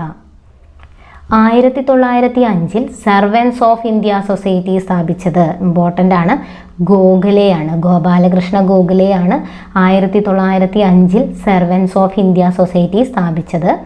ഗാന്ധിജി, സരോജിനി നായിഡു എന്നിവരുടെ രാഷ്ട്രീയ ഗുരുവുമാരായിരുന്നു? ഗോഖലെയായിരുന്നു. ഗാന്ധിജി, സരോജിനി നായിഡു എന്നിവരുടെ രാഷ്ട്രീയ ഗുരു ഗോഖലെയാണ്. മഹാരാഷ്ട്ര സോക്രട്ടീസ് എന്നറിയപ്പെടുന്നത് ഗോഖലെയാണ്. മുമ്പ് PSC സ്ഥിരം ചോദിച്ചുകൊണ്ടിരുന്ന ഒരു ക്വസ്റ്റ്യൻ ആയിരുന്നു, അതുകൊണ്ട് ഉൾപ്പെടുത്തിയതാണ്. മഹാരാഷ്ട്ര സോക്രട്ടീസ് എന്നറിയപ്പെടുന്നത് ഗോപാലകൃഷ്ണ ഗോഖലെയാണ്. മുസ്ലിം ലീഗ് രൂപീകൃതമായ വർഷം 1906 ഡിസംബർ 30 ധാക്കയിലാണ്. ആ സ്ഥലം ചോദിച്ചാൽ ധാക്ക, പ്രീവിയസ് ക്വസ്റ്റ്യൻ ആണ്. മുസ്ലിം ലീഗ് രൂപീകൃതമായ വർഷം 1906 ഡിസംബർ 30 ധാക്ക. മുസ്ലിം ലീഗിലെ ആദ്യ പ്രസിഡന്റ്, മുസ്ലിം ലീഗിൻ്റെ ആദ്യ പ്രസിഡന്റ് ആരായിരുന്നു? മുസ്ലിം ലീഗിൻ്റെ ആദ്യ പ്രസിഡന്റാണ് ആഘാ ഖാൻ. ആഘാ ഖാൻ. സാരേ ജഹാം സെ അച്ഛ എന്ന ദേശഭക്തി ഗാനം രചിച്ചത്? സാരേ ജഹാം സെ അച്ഛ എന്ന ദേശഭക്തി ഗാനം രചിച്ചത് മുഹമ്മദ് ഇക്ബാൽ ആണെന്ന് ഓർത്തിരിക്കുക. മുഹമ്മദ് ഇക്ബാൽ. ഖദ്ദാർ പാർട്ടിയുടെ സ്ഥാപകൻ? ഖദ്ദാർ പാർട്ടിയുടെ സ്ഥാപകൻ ലാലാ ഹർദയാലാണ്. ലാലാ ഹർദയാൽ. 1913 സാൻ ഫ്രാൻസിസ്കോ ആസ്ഥാനമാക്കി സ്ഥാപിച്ച പാർട്ടിയാണ്. അപ്പം അതിൻ്റെ ആസ്ഥാനം എവിടെയാണ്? San Francisco. 1913 ലാലാ ഹർദയാലാണ് സ്ഥാപകൻ. ഖദ്ദാർ പാർട്ടി പ്രസിഡന്റ് ആരായിരുന്നു? സോഹൻ സിംഗ് ഭക്ന. ഖദ്ദാർ പാർട്ടിയുടെ പ്രസിഡന്റ് സോഹൻ സിംഗ് ഭക്ന. ഇന്ത്യയിൽ ഹോം റൂൾ പ്രസ്ഥാനം ആരംഭിച്ച വർഷം? ഇന്ത്യയിൽ ഹോം റൂൾ പ്രസ്ഥാനം ആരംഭിച്ചത് 1916 ഇന്ത്യൻ ഹോം റൂൾ പ്രസ്ഥാനത്തിൻ്റെ സ്ഥാപക നേതാക്കൾ ആരൊക്കെയായിരുന്നു? ബാലഗംഗാധര തിലകനും ആനി ബസന്റും. അപ്പോൾ ഇന്ത്യയിൽ ഹോം റൂൾ പ്രസ്ഥാനം ആരംഭിച്ചത് 1916. അതിൻ്റെ സ്ഥാപക നേതാക്കൾ ബാലഗംഗാധര തിലകനും ആനി ബസന്റുമാണ്. പൂനെ ആസ്ഥാനമാക്കി ഹോം റൂൾ പ്രസ്ഥാനത്തിന് നേതൃത്വം കൊടുത്തത് ബാലഗംഗാധര തിലകനാണെന്ന് ഓർത്തിരിക്കുക. പ്രീവിയസ് ആയി ചോദിച്ചിട്ടുണ്ട്, ആ സ്ഥലം ഓർക്കണം. ബാലഗംഗാധര തിലകൻ പൂനെയിലാണ്, എന്നാൽ ആനി ബസന്റ് അടയാറാണ്. മദ്രാസിലെ അടയാറിനെ കേന്ദ്രീകരിച്ചാണ് ഹോം റൂൾ പ്രസ്ഥാനത്തിന് നേതൃത്വം കൊടുത്തത്. മദ്രാസിലെ അടയാർ ആനി ബസന്റ്, പൂനെ ബാലഗംഗാധര തിലകൻ. അലിഗഡ് പ്രസ്ഥാനം, നമ്മൾ നേരത്തെ പറഞ്ഞു അലിഗഡ് കോളേജ്, അലിഗഡ് യൂണിവേഴ്സിറ്റി, അദ്ദേഹം തന്നെയാണ് അലിഗഡ് പ്രസ്ഥാനത്തിൻ്റെ സ്ഥാപകൻ sir Syed Ahmed Khan. Sir Syed Ahmed Khan. Theosophical സൊസൈറ്റിക്ക് നേതൃത്വം കൊടുത്തത് ആരാണ്? ആനി ബസന്റ് ആണ്. തിയോസഫിക്കൽ സൊസൈറ്റിക്ക് നേതൃത്വം കൊടുത്തത് ആനി ബസന്റ്. മദ്രാസിലെ അടയാറിനെ കേന്ദ്രീകരിച്ച് തന്നെയായിരുന്നു തിയോസഫിക്കൽ സൊസൈറ്റി. തമിഴ്നാട്ടിൽ സ്വാഭിമാന പ്രസ്ഥാനം ആരംഭിച്ചത്? ഇനി സ്വാഭിമാന പ്രസ്ഥാനത്തിൻ്റെ സ്ഥാപകനെ പറ്റിയാണ് നോക്കുന്നത്. സ്വാഭിമാന പ്രസ്ഥാനം EV രാമസ്വാമി നായ്ക്കർ. തമിഴ്നാട്ടിലാണ് EV രാമസ്വാമി നായ്ക്കർ. വൈക്കം വീരാർ എന്നറിയപ്പെടുന്നത് EV രാമസ്വാമി നായ്ക്കർ. പെരിയോർ എന്നറിയപ്പെടുന്നതും EV രാമസ്വാമി നായ്ക്കറാണ്. വൈക്കം ഹീറോ അല്ലെങ്കിൽ വൈക്കം വീരാർ, പെരിയോർ എന്നെല്ലാം അറിയപ്പെടുന്നു. ഖിലാഫത്ത് പ്രസ്ഥാനം, അടുത്ത ഇമ്പോർട്ടൻ്റ് ആയിട്ടുള്ള ഒരു പ്രസ്ഥാനമാണ് ഖിലാഫത്ത് പ്രസ്ഥാനം. അതിൻ്റെ ഇന്ത്യയിലെ നേതാക്കൾ ആരൊക്കെയാണ്? മൗലാന ഷൗക്കത്ത് അലിയും മൗലാന മുഹമ്മദ് അലിയും. അപ്പോൾ അലി സഹോദരന്മാർ ആരൊക്കെയാണെന്ന് പ്രീവിയസ് ആയി മുമ്പ് ചോദിച്ചിട്ടുണ്ട്. അലി സഹോദരന്മാർ ആരൊക്കെയാണ്? മൗലാന ഷൗക്കത്ത് അലിയും മൗലാന മുഹമ്മദ് അലിയുമാണെന്ന് ഓർത്തിരിക്കുക. ഖിലാഫത്ത് പ്രസ്ഥാനത്തിൻ്റെ ഇന്ത്യയിലെ നേതാക്കളാണ് ഇവർ. അഖിലേന്ത്യ ഖിലാഫത്ത് കമ്മിറ്റിയുടെ പ്രസിഡന്റ് ഇമ്പോർട്ടൻ്റ് ആണ്, ഗാന്ധിജിയാണ്. അഖിലേന്ത്യ ഖിലാഫത്ത് കമ്മിറ്റി പ്രസിഡന്റായി തിരഞ്ഞെടുത്തത് ഗാന്ധിജിയെയാണ്. അഖിലേന്ത്യ ഖിലാഫത്ത് ദിനമായി ആചരിക്കാൻ തീരുമാനിച്ചത്? അഖിലേന്ത്യ ഖിലാഫത്ത് ദിനമായി ആചരിക്കാൻ തീരുമാനിച്ചത് ഒക്ടോബർ 17 എന്ന് ഓർത്തിരിക്കുക. ഒക്ടോബർ 17. ഗാന്ധിജിയുടെ നേതൃത്വത്തിൽ INC നടത്തിയ ആദ്യ ബഹുജന സമരം. അപ്പോൾ ബഹുജന സമരം അതാണ് നിസ്സഹരണ സമരം. ഗാന്ധിജിയുടെ നേതൃത്വത്തിൽ INC നടത്തിയ ആദ്യ ബഹുജന സമരമാണ് നിസ്സഹരണ സമരം. ഈ നിസ്സഹരണ പ്രസ്ഥാനത്തിന് അംഗീകാരം നൽകിയ വാർഷിക കോൺഗ്രസ് സമ്മേളനം. അപ്പോൾ ഈ പ്രസ്ഥാനത്തിന് അംഗീകാരം നൽകിയത് ഏത് സമ്മേളനത്തിൽ വെച്ചാണ്? 1920 നാഗ്പൂർ സമ്മേളനത്തിൽ വെച്ചാണ്. 1920 നാഗ്പൂർ സമ്മേളനം. നിസ്സഹരണ പ്രസ്ഥാനം നിർത്തിവെക്കാൻ കാരണമായ സംഭവം ചൗരി ചൗരാ സംഭവമാണ്. നേരത്തെ നമ്മൾ ഡിസ്കസ് ചെയ്ത ചൗരി ചൗരാ സംഭവം 1922 ചൗരി ചൗരാ സംഭവം. അതിൻ്റെ ഫലമായിട്ട് ഗാന്ധിജി നിസ്സഹരണ പ്രസ്ഥാനം നിർത്തിവെക്കാനായിട്ട് തീരുമാനിച്ചു. അപ്പോൾ ഈ നിസ്സഹരണ പ്രസ്ഥാനം പിൻവലിക്കാനുള്ള ഗാന്ധിജിയുടെ തീരുമാനത്തെ ദേശീയ ദുരന്തം എന്ന് വിശേഷിപ്പിച്ച വ്യക്തി ഉണ്ടായിരുന്നു. അതാരാണ്? സുഭാഷ് ചന്ദ്രബോസ്. സുഭാഷ് ചന്ദ്രബോസ് ആണ് നിസ്സഹരണ പ്രസ്ഥാനം പിൻവലിക്കാനുള്ള ഗാന്ധിജിയുടെ തീരുമാനത്തെ ദേശീയ ദുരന്തം എന്ന് വിശേഷിപ്പിച്ചത്. സ്വരാജ് പാർട്ടി രൂപീകൃതമായത് 1923 ജനുവരി 1-നാണ്. 1923 ജനുവരി 1-നാണ്. ഇനി സ്വരാജ് പാർട്ടി രൂപീകരിക്കാൻ നേതൃത്വം കൊടുത്ത ആൾക്കാരുണ്ട്. CR ദാസും മോത്തിലാൽ നെഹ്റുവാണ്. CR ദാസും മോത്തിലാൽ നെഹ്റുവും. അപ്പോൾ സ്വരാജ് പാർട്ടി രൂപീകരിക്കാൻ നേതൃത്വം കൊടുത്തത് CR ദാസും മോത്തിലാൽ നെഹ്റുവും 1923 ജനുവരി 1-നാണ്. ഇതിൻ്റെ പ്രസിഡന്റ് CR ദാസും സെക്രട്ടറി മോത്തിലാൽ നെഹ്റു ആണെന്നും കൂടി ഓർത്തിരിക്കുക. പ്രസിഡന്റ് പ്രസിഡന്റ് CR ദാസ്, ആ സി വെച്ച് നോക്കുക. പ്രസി എന്ന് വരുമ്പോൾ CR Das. Secretary Motilal Nehru. Secretary ആരായിരുന്നു? മോത്തിലാൽ നെഹ്റു. ഹിന്ദുസ്ഥാൻ റിപ്പബ്ലിക്കൻ അസോസിയേഷൻ നിലവിൽ വന്നത്. Hindustan Republican association 1924. Hindustan Republican അസോസിയേഷൻ്റെ നേതൃത്വത്തിൽ നടന്ന കവർച്ചാ ശ്രമം അതൊന്ന് പഠിച്ചു വെക്കണം. കക്കോരി ട്രെയിൻ കൊള്ള, ആ വർഷം ഓർത്തിരിക്കുക, 1925. അത് ഏതിൻ്റെ ഫലമായിട്ടാണ്? ഹിന്ദുസ്ഥാൻ റിപ്പബ്ലിക് അസോസിയേഷൻ്റെ നേതൃത്വത്തിലാണ് നടന്നത്. അപ്പോൾ ഹിന്ദുസ്ഥാൻ റിപ്പബ്ലിക്കൻ അസോസിയേഷൻ ഫോം ചെയ്തത് 1924-ലാണ്. അതിൻ്റെ നേതൃത്വത്തിൽ നടന്ന കവർച്ചയാണ് കാക്കൂരി ട്രെയിൻ കൊള്ള 1925. രക്തസാക്ഷികളുടെ രാജകുമാരൻ, ഇമ്പോർട്ടൻ്റ് ആയിട്ടുള്ള വ്യക്തിയാണ് ഭഗത് സിംഗ്. രക്തസാക്ഷികളുടെ രാജകുമാരൻ ഭഗത് സിംഗ്. ഒരു മാർക്കാണ് ഭഗത് സിംഗിന്. നവജവാൻ ഭാരത് സഭ എന്ന സംഘടന രൂപീകരിച്ചത് ഭഗത് സിംഗ് ആണ്. നവജവാൻ ഭാരത് സഭ, ഭഗത് സിംഗ്. ഭഗത് സിംഗിൻ്റെ സ്മാരകമായ ഭഗത് സിംഗ് ചൗക്ക് സ്ഥിതി ചെയ്യുന്നത് എവിടെയാണ്? ഭഗത് സിംഗിൻ്റെ സ്മാരകം സ്ഥിതി ചെയ്യുന്നത് എവിടെയാണെന്ന് ചോദിച്ചിട്ടുണ്ട്. ലാഹോറിലാണ്. ലാഹോർ.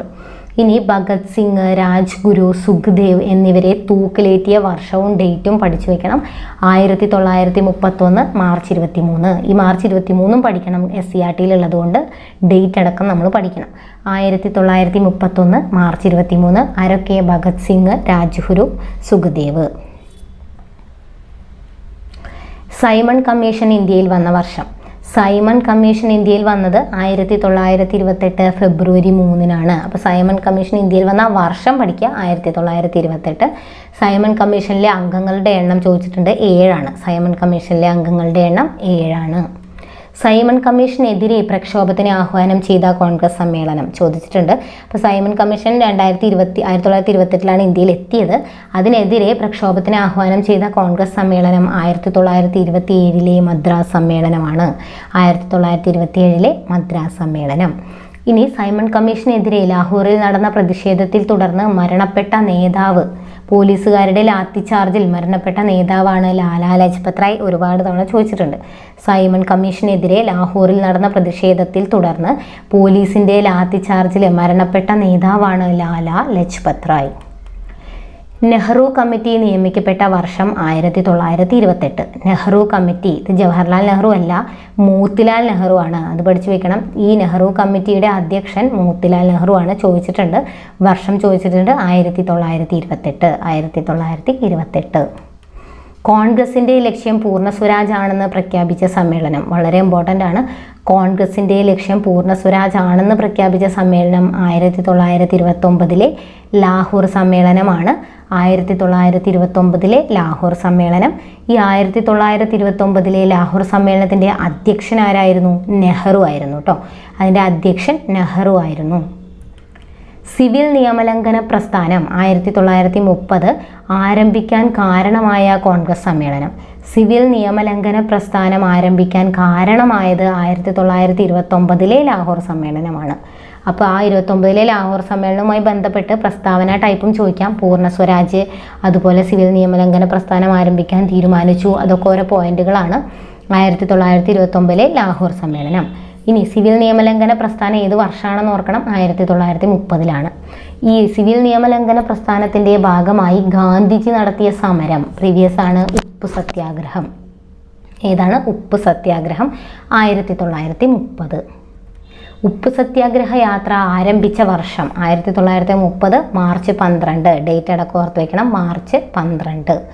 ഇനി ഈ ദണ്ഡി യാത്രയിൽ, ഇതിന് ദണ്ഡി യാത്രയാണിത്, അപ്പോൾ ഈ ദണ്ഡി യാത്രയിൽ ഗാന്ധിജിയെ അനുഗമിച്ച സത്യാഗ്രഹികളുടെ എണ്ണം 78 ദണ്ഡി യാത്രയിൽ ഗാന്ധിജിയെ അനുഗമിച്ച സത്യാഗ്രഹികളുടെ എണ്ണം എത്രയാണ്? 78. ഗാന്ധിജി ഉപ്പ് നിയമം ലംഘിച്ചത്, അപ്പോൾ ഉപ്പ് സത്യാഗ്രഹ യാത്ര ആരംഭിച്ചത് മാർച്ച് 12. ഉപ്പ് നിയമം ലംഘിച്ചത് ഏപ്രിൽ 6. 1930 ഏപ്രിൽ 6 എന്നുകൂടി ഓർത്തിരിക്കുക.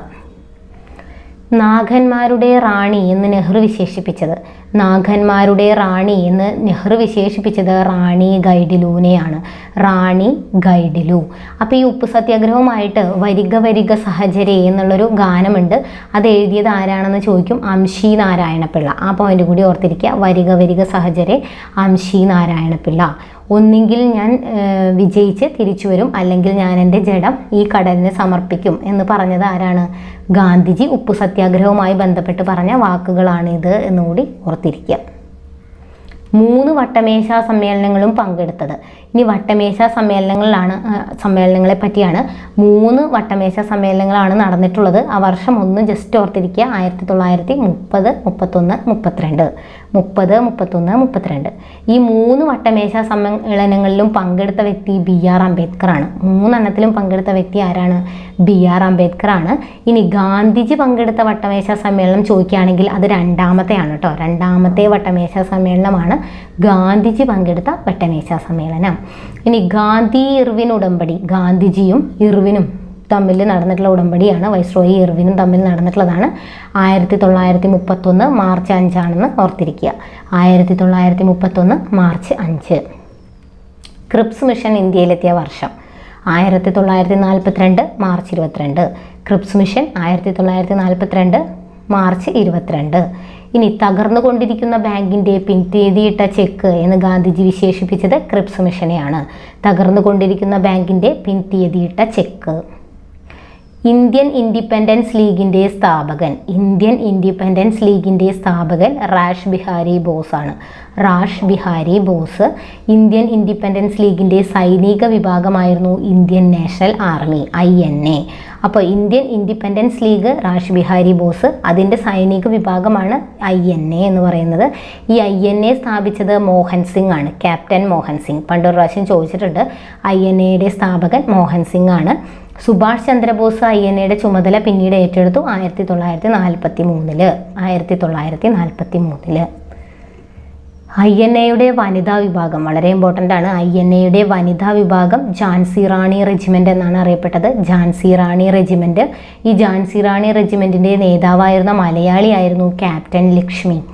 അപ്പോൾ ഝാൻസി റാണി റെജിമെൻറ്റിൻ്റെ നേതാവായിരുന്ന മലയാളിയാണ് ക്യാപ്റ്റൻ ലക്ഷ്മി എന്ന് ഓർത്തിരിക്കുക. ഇനി സുഭാഷ് ചന്ദ്രബോസിൻ്റെ സമരങ്ങളിൽ ആകൃഷ്ടനായി ഈ INAയിൽ ചേർന്ന മലയാളി, സുഭാഷ് ചന്ദ്രബോസിൻ്റെ സമരങ്ങളിൽ ആകൃഷ്ടനായി INAയിൽ ചേർന്ന മലയാളിയാണ് വക്കം അബ്ദുൾ ഖാദർ. വക്കം അബ്ദുൾ ഖാദർ 26ാമത്തെ വയസ്സിൽ അദ്ദേഹത്തെ തൂക്കിലേറ്റവും ചെയ്തു. 26ാമത്തെ വയസ്സിൽ അദ്ദേഹത്തെ തൂക്കിലേറ്റവും ചെയ്തിട്ടുണ്ട് വക്കം അബ്ദുൾ ഖാദർ. ഫോർവേഡ് ബ്ലോക്ക് സ്ഥാപിച്ചത് ആരാണ്? ഫോർവേഡ് ബ്ലോക്ക് സ്ഥാപിച്ചത് സുഭാഷ് ചന്ദ്രബോസ് ആണ്. സുഭാഷ് ചന്ദ്രബോസ്. ജയ് ഹിന്ദ് എന്നത് ആരുടെ സംഭാവനയാണ്? അതും സുഭാഷ് ചന്ദ്രബോസ്. ഇമ്പോർട്ടൻ്റ് ആണ് ജയ് ഹിന്ദ്. അതുപോലെ തന്നെ നിങ്ങളെനിക്ക് രക്തം തരൂ, ഞാൻ നിങ്ങൾക്ക് സ്വാതന്ത്ര്യം തരാം. നിങ്ങളെനിക്ക് രക്തം തരൂ, ഞാൻ നിങ്ങൾക്ക് സ്വാതന്ത്ര്യം തരാം എന്ന് ആഹ്വാനം ചെയ്തതും സുഭാഷ് ചന്ദ്രബോസ് ആണ് എന്ന് ഓർത്തിരിക്കുക. ക്യാബിനറ്റ് മിഷൻ ഇന്ത്യയിലെത്തിയ വർഷം 1946 മാർച്ച് 23. 1946 മാർച്ച് 23. ക്യാബിനറ്റ് മിഷനിലെ അംഗങ്ങൾ ആരൊക്കെയായിരുന്നു? Pethick Lawrence, Stafford Cripps, AV Alexander. Pethick Lawrence, Stafford Cripps, AV Alexander. അപ്പോൾ ഈ ക്യാബിനറ്റ് മിഷൻ്റെ അധ്യക്ഷൻ പെത്വിക് ലോറൻസ് ആയിരുന്നു എന്ന് ഓർത്തിരിക്കുക. പെത്വിക് ലോറൻസ് ക്യാബിനറ്റ് മിഷൻ്റെ അധ്യക്ഷൻ. അഭിനവ് ഭാരത് സൊസൈറ്റി സ്ഥാപിച്ചത് VD Savarkar. Abhinav Bharat society VD Savarkar. Indian Republican army, നേരത്തെ നമ്മൾ പറഞ്ഞത് ഇന്ത്യൻ നാഷണൽ ആർമിയാണ് INA, ഇതല്ല. ഇന്ത്യൻ റിപ്പബ്ലിക്കൻ ആർമി സൂര്യസെൻ ആണ്. Indian Republican army Surya Sen. Anushilan സമിതി സ്ഥാപിച്ചത്, അനുശീലൻ സമിതി ഭരീന്ദർ കുമാർ ഘോഷും പുലിൻ ബിഹാരി ദാസും. ഭരീന്ദർ കുമാർ ഘോഷ്, പുലിൻ ബിഹാരി ദാസ്. ഇന്ത്യൻ വിപ്ലവങ്ങളുടെ മാതാവ് എന്നറിയപ്പെടുന്നത് മാഡം ഭിക്കാജി കാമ. ഇന്ത്യൻ വിപ്ലവങ്ങളുടെ മാതാവ് എന്നറിയപ്പെടുന്നത് മാഡം ഭിക്കാജി കാമ. സേവാസമിതി എന്ന സംഘടന സ്ഥാപിച്ചത് HN ഖുൻസ്രു ആണ്. സേവാസമിതി എന്ന സംഘടന സ്ഥാപിച്ചത് HN ഖുൻസ്രു. ഇന്ത്യക്ക് വേണ്ടി ബ്രിട്ടീഷ് പാർലമെൻറ്റ് പാസാക്കിയ അവസാനത്തെ നിയമമാണ് ഇന്ത്യൻ ഇൻഡിപെൻഡൻസ് ആക്ട്. ഇന്ത്യക്ക് വേണ്ടി ബ്രിട്ടീഷ് പാർലമെൻറ്റ് പാസാക്കിയ അവസാനത്തെ നിയമമാണ് ഇന്ത്യൻ ഇൻഡിപെൻഡൻസ് ആക്ട് 1947. ഓക്കെ, അപ്പോൾ ഇത്രയുമാണ് ദേശീയ പ്രസ്ഥാനങ്ങൾ എന്ന് പറഞ്ഞുള്ള ടോപ്പിക്കിൽ നിന്ന് എല്ലാ ഇമ്പോർട്ടൻ്റ് ആയിട്ടുള്ള ക്വസ്റ്റ്യൻസും നമ്മൾ ഡിസ്കസ് ചെയ്തിട്ടുണ്ട്. സ്വാതന്ത്ര്യാനന്തര ഇന്ത്യ നേരിട്ട പ്രധാന വെല്ലുവിളികൾ എന്ന് പറഞ്ഞ പോർഷൻസിൽ നിന്നുള്ള കുറച്ച് ക്വസ്റ്റ്യൻസാണ് ഡിസ്കസ് ചെയ്യുന്നത്. അപ്പോൾ സ്വാതന്ത്ര്യാനന്തര ഇന്ത്യ നേരിട്ട പ്രധാന വെല്ലുവിളികൾ ഏതെല്ലാമായിരുന്നു? ഇന്ത്യ വിഭജനവും അഭയാർത്ഥി പ്രവാഹവുമായിരുന്നു. ഇന്ത്യ വിഭജനവും അഭയാർത്ഥി പ്രവാഹവും. അപ്പോൾ June 3 plan, Balkan plan, Dickie Bird plan എന്നിങ്ങനെയൊക്കെ അറിയപ്പെടുന്നത് എന്താണ്? മൗണ്ട് ബാറ്റൻ പ്ലാൻ ആണ്. മൗണ്ട് ബാറ്റൻ പ്ലാൻ്റെ മറ്റു പേരുകളാണ് June 3 plan, Balkan plan, Dickie Bird plan എന്നിങ്ങനെയുള്ളത്. ഈ മൗണ്ട് ബാറ്റൻ പ്ലാൻ എന്തുമായിട്ടാണ് ബന്ധപ്പെട്ടിരിക്കുന്നത്? പ്രീവിയസ് ക്വസ്റ്റ്യൻ ആണ്. മൗണ്ട് ബാറ്റൻ പ്ലാൻ ഇന്ത്യ വിഭജനവുമായി ബന്ധപ്പെട്ടതാണ്. ഇന്ത്യ വിഭജനവുമായി ബന്ധപ്പെട്ടതാണ് മൗണ്ട് ബാറ്റൻ പ്ലാൻ. ഇന്ത്യക്ക് സ്വാതന്ത്ര്യം നേടുമ്പോൾ കോൺഗ്രസിൻ്റെ പ്രസിഡന്റ് ആരായിരുന്നു? JB കൃപലാനി ആയിരുന്നു. ഇന്ത്യക്ക് സ്വാതന്ത്ര്യം നേടുമ്പോൾ കോൺഗ്രസ് പ്രസിഡന്റ് JB കൃപലാനി ആയിരുന്നു. ഇന്ത്യക്ക് സ്വാതന്ത്ര്യം നേടുമ്പോൾ KPCC പ്രസിഡന്റ് K കേളപ്പൻ ആയിരുന്നു. KPCC പ്രസിഡന്റ് K കേളപ്പനും കോൺഗ്രസ് പ്രസിഡന്റ് JB കൃപലാനിയും. ഇന്ത്യക്ക് സ്വാതന്ത്ര്യം നേടുമ്പോൾ ബ്രിട്ടീഷ് രാജാവ് ജോർജ് ആറാമനായിരുന്നു. ഇന്ത്യക്ക് സ്വാതന്ത്ര്യം നേടുമ്പോൾ ബ്രിട്ടീഷ് രാജാവ് ജോർജ് ആറാമനാണ്. ഇന്ത്യക്ക് സ്വാതന്ത്ര്യം നേടുമ്പോൾ ബ്രിട്ടീഷ് പ്രധാനമന്ത്രി ക്ലമന്റ് ആറ്റ്ലി ആണ്.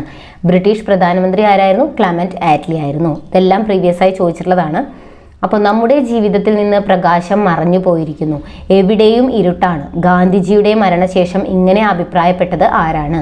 നമ്മുടെ ജീവിതത്തിൽ നിന്ന് പ്രകാശം മറഞ്ഞു പോയിരിക്കുന്നു, എവിടെയും ഇരുട്ടാണ്. ഗാന്ധിജിയുടെ മരണശേഷം മരണത്തെപ്പറ്റി ഇങ്ങനെ അഭിപ്രായപ്പെട്ടത് ജവഹർലാൽ നെഹ്റു ആണ്. ജവഹർലാൽ നെഹ്റു. നാട്ടുരാജ്യങ്ങളുടെ സംയോജനവുമായി ബന്ധപ്പെട്ടിട്ടുള്ളതാണ്. അപ്പോൾ 10th പ്രിലിമിനറിക്ക് എന്തായാലും ഷുവറായിട്ടും ഈ സെക്ഷനിൽ നിന്ന് ക്വസ്റ്റ്യൻസ് ഉണ്ടായിരിക്കും. അപ്പോൾ നാട്ടുരാജ്യങ്ങളുടെ സംയോജനത്തിന് നേതൃത്വം കൊടുത്തത് ആരാണ്? സർദാർ വല്ലഭായ് പട്ടേലാണ്. സർദാർ വല്ലഭായ് പട്ടേലാണ് നാട്ടുരാജ്യങ്ങളുടെ സംയോജനത്തിന് നേതൃത്വം കൊടുത്തത്. നാട്ടുരാജ്യങ്ങളുടെ സംയോജനത്തിന് സർദാർ വല്ലഭായ് പട്ടേലിനെ സഹായിച്ച മലയാളി ആരാണ്? VP മേനോനാണ്. ഒരുപാട് തവണ റിപ്പീറ്റ് ചെയ്തിട്ടുള്ള 2 ക്വസ്റ്റ്യൻസ് ആണിത്. നാട്ടുരാജ്യങ്ങളുടെ സംയോജനത്തിന് നേതൃത്വം കൊടുത്തത് പട്ടേലും അദ്ദേഹത്തെ സഹായിച്ച മലയാളി VP മേനോനുമാണ്.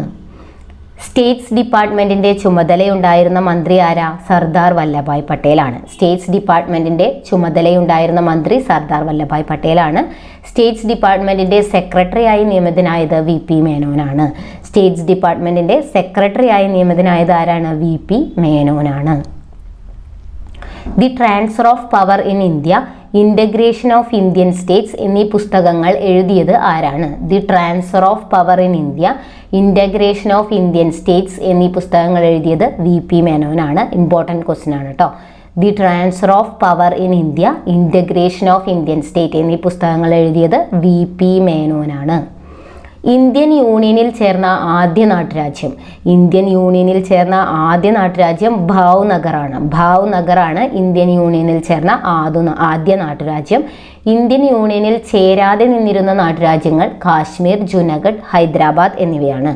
ഇന്ത്യൻ യൂണിയനിൽ ചേരാതെ നിന്നിരുന്ന നാട്ടുരാജ്യങ്ങൾ കാശ്മീർ, ജുനഗഡ്, ഹൈദരാബാദ്.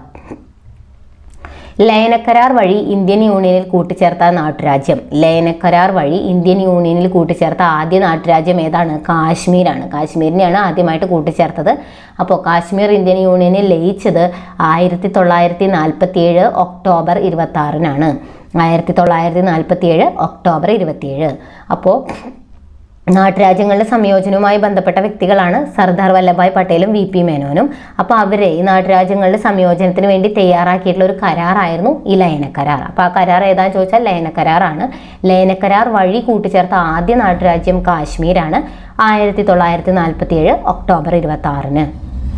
ഹൈദരാബാദിനെ ഇന്ത്യൻ യൂണിയനിൽ കൂട്ടിച്ചേർത്ത നടപടിയാണ് ഓപ്പറേഷൻ പോളോ. ഹൈദരാബാദിനെ ഇന്ത്യൻ യൂണിയനിൽ കൂട്ടിച്ചേർത്ത നടപടി ഏതാണ്? Operation polo. ഹൈദരാബാദ് ചേർക്കപ്പെട്ട വർഷം 1949 നവംബർ 23 1949 നവംബർ 23. ജനഹിത പരിശോധനയിലൂടെ ഇന്ത്യൻ യൂണിയനിൽ കൂട്ടിച്ചേർത്ത രാജ്യം.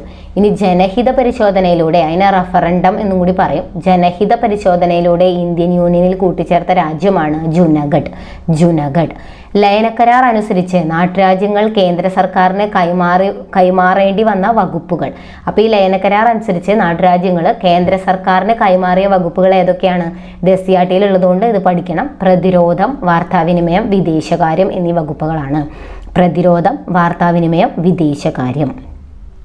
ഇനി 1954 ഫ്രാൻസ് ഇന്ത്യക്ക് കൈമാറിയ ഫ്രഞ്ച് അധിനിവേശ പ്രദേശങ്ങൾ. ഫ്രാൻസ് ഇന്ത്യക്ക് കൈമാറിയ ഫ്രഞ്ച് അധിനിവേശ പ്രദേശങ്ങൾ 1954 അതേതൊക്കെയാണ്? പോണ്ടിച്ചേരി, മാഹി, കാരക്കൽ, യാനം. പോണ്ടിച്ചേരി, മാഹി, കാരക്കൽ, യാനം. 1961 പോർച്ചുഗൽ ഇന്ത്യക്ക് കൈമാറിയ അധിനിവേശ പ്രദേശം. പോർച്ചുഗൽ ഇന്ത്യക്ക് കൈമാറിയ അധിനിവേശ പ്രദേശങ്ങളാണ് ഗോവ, ദാമൻ, ദിയു. 1961 പോർച്ചുഗൽ കൈമാറിയതാണ്. ഇതും SCRT ഫാക്റ്റ് ആണ്, മുമ്പ് ചോദിച്ചിട്ടുമുണ്ട്. ഇന്ത്യ പാകിസ്ഥാൻ വിഭജന കാലത്തെ ആസ്പദമാക്കി നിർമ്മിച്ച ട്രെയിൻ ടു പാകിസ്ഥാൻ എന്ന സിനിമ ആരുടേതാണ്? ട്രെയിൻ ടു പാകിസ്ഥാൻ ആരുടേതാണ്? പമേല റൂക്സിൻ്റെയാണ്. Pamela Rooks, train to Pakistan. Meghe Dhakadhara എന്നുള്ളത് ഋത്വിക് ഘട്ടക്കിൻ്റെയാണ്. മേഘേ ധാക്കധാര. ഇനി ഭാഷാടിസ്ഥാനത്തിലുള്ള സംസ്ഥാനങ്ങളുടെ രൂപീകരണത്തെ പറ്റിയാണ്. അപ്പോൾ പുനഃസംഘടനാ കമ്മീഷനെ പറ്റി പറയുന്നതാണ്. ഇതിൽ നിന്നും ഷുവറായിട്ടും ക്വസ്റ്റ്യൻസ് ഉണ്ടായിരിക്കും. ഭാഷാടിസ്ഥാനത്തിൽ സംസ്ഥാനങ്ങൾ രൂപീകരിക്കണമെന്ന ആവശ്യം ആദ്യമായി ഉയർന്നു വന്ന കോൺഗ്രസ് സമ്മേളനം 1920 നാഗ്പൂർ സമ്മേളനമാണ്.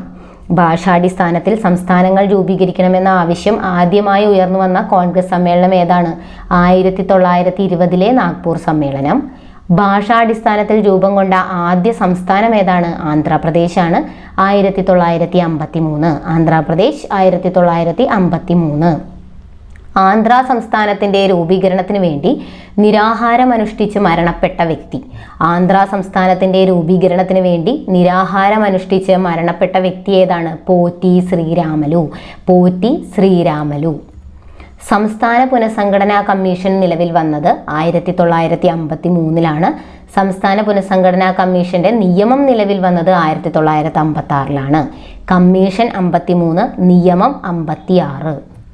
ഇനി പുനഃസംഘടനാ നിയമം വഴി നിലവിൽ വന്ന സംസ്ഥാനങ്ങളുടെയും കേന്ദ്രഭരണ പ്രദേശങ്ങളുടെയും എണ്ണം. അപ്പോൾ ഈ പുനഃസംഘടനാ നിയമം 1956 വഴി എത്ര സംസ്ഥാനങ്ങളാണ് നിലവിൽ വന്നത്? 14 സംസ്ഥാനങ്ങളും 6 കേന്ദ്രഭരണ പ്രദേശങ്ങളും. 14 സംസ്ഥാനങ്ങളും 6 കേന്ദ്രഭരണ പ്രദേശങ്ങളും. ഇന്ത്യയിൽ അവസാനമായി നിലവിൽ വന്ന സംസ്ഥാനമാണ് തെലങ്കാന. അവസാനമായി നിലവിൽ വന്നത് തെലങ്കാനയാണ്. 2014 ജൂൺ 2 ഓർത്തിരിക്കുക. SCRTയിലുള്ള ഡേറ്റ് ആണ്, വർഷമാണ് 2014 ജൂൺ 2. സംസ്ഥാന പുനഃസംഘടനാ കമ്മീഷനിലെ അംഗങ്ങൾ very important. Fazal Ali, Sardar KM Panikkar, HN Kunzru. Fazal Ali, Sardar KM Panikkar, HN Kunzru. അതിൽ അധ്യക്ഷൻ, സംസ്ഥാന പുനഃസംഘടനാ കമ്മീഷന്റെ അധ്യക്ഷൻ ആരാണ്? ഫസൽ അലിയാണ്. ഫസൽ അലി.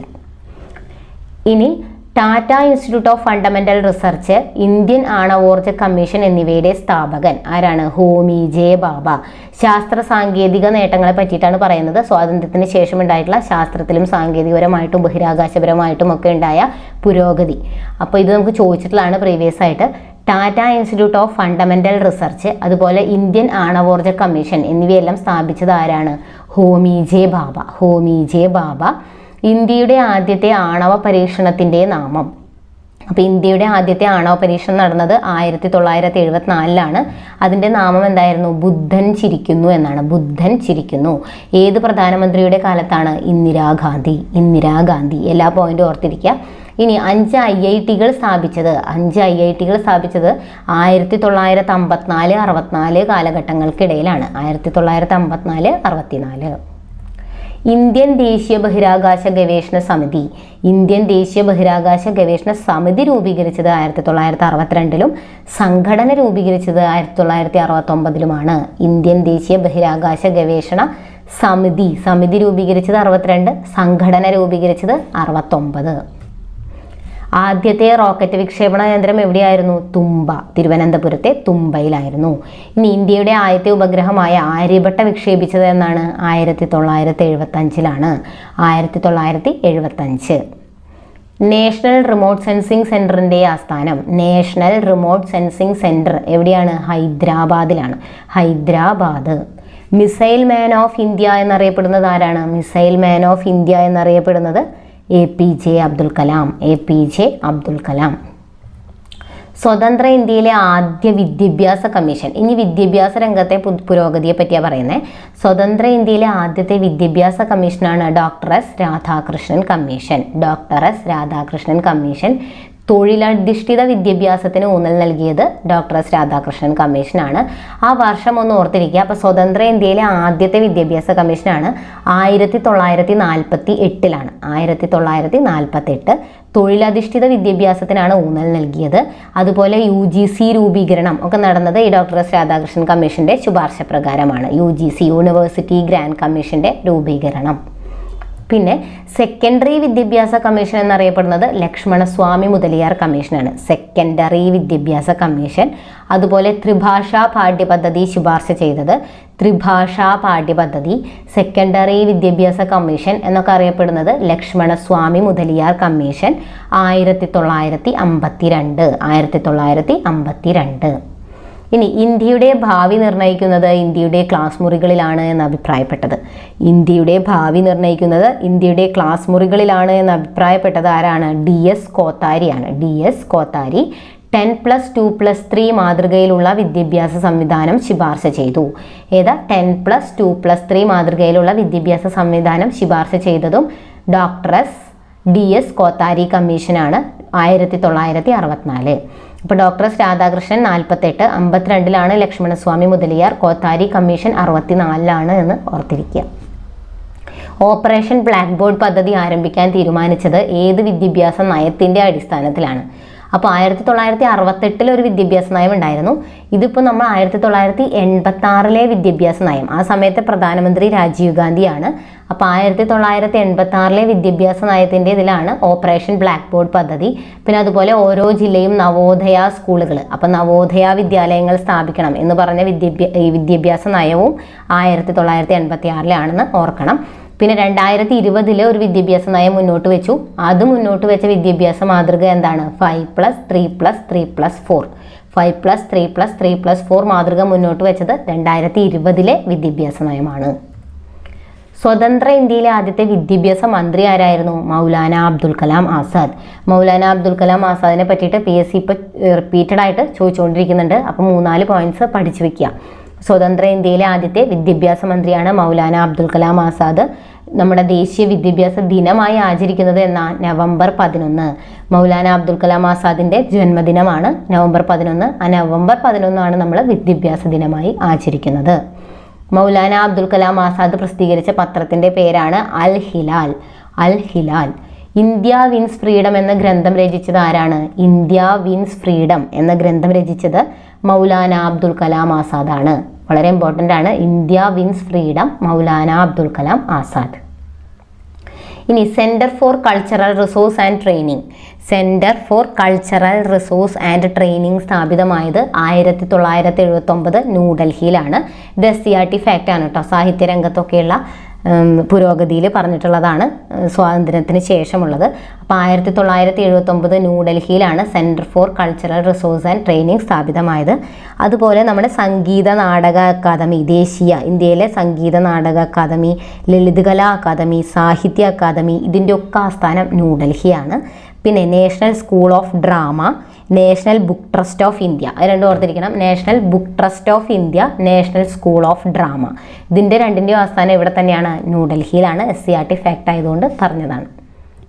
ഇനി ഇന്ത്യൻ വിദേശ നയം. ഇനി വിദേശ നയത്തെ പറ്റിയിട്ടാണ്. ഇന്ത്യൻ വിദേശ നയത്തിൻ്റെ മുഖ്യ ശില്പി ആരാണ്? ജവഹർലാൽ നെഹ്റു ആണ്. ഇന്ത്യൻ വിദേശ നയത്തിൻ്റെ മുഖ്യ ശില്പി ജവഹർലാൽ നെഹ്റു. ഇന്ത്യയും ചൈനയും തമ്മിൽ പഞ്ചശീല തത്വങ്ങളിൽ ഒപ്പുവെച്ച വർഷം.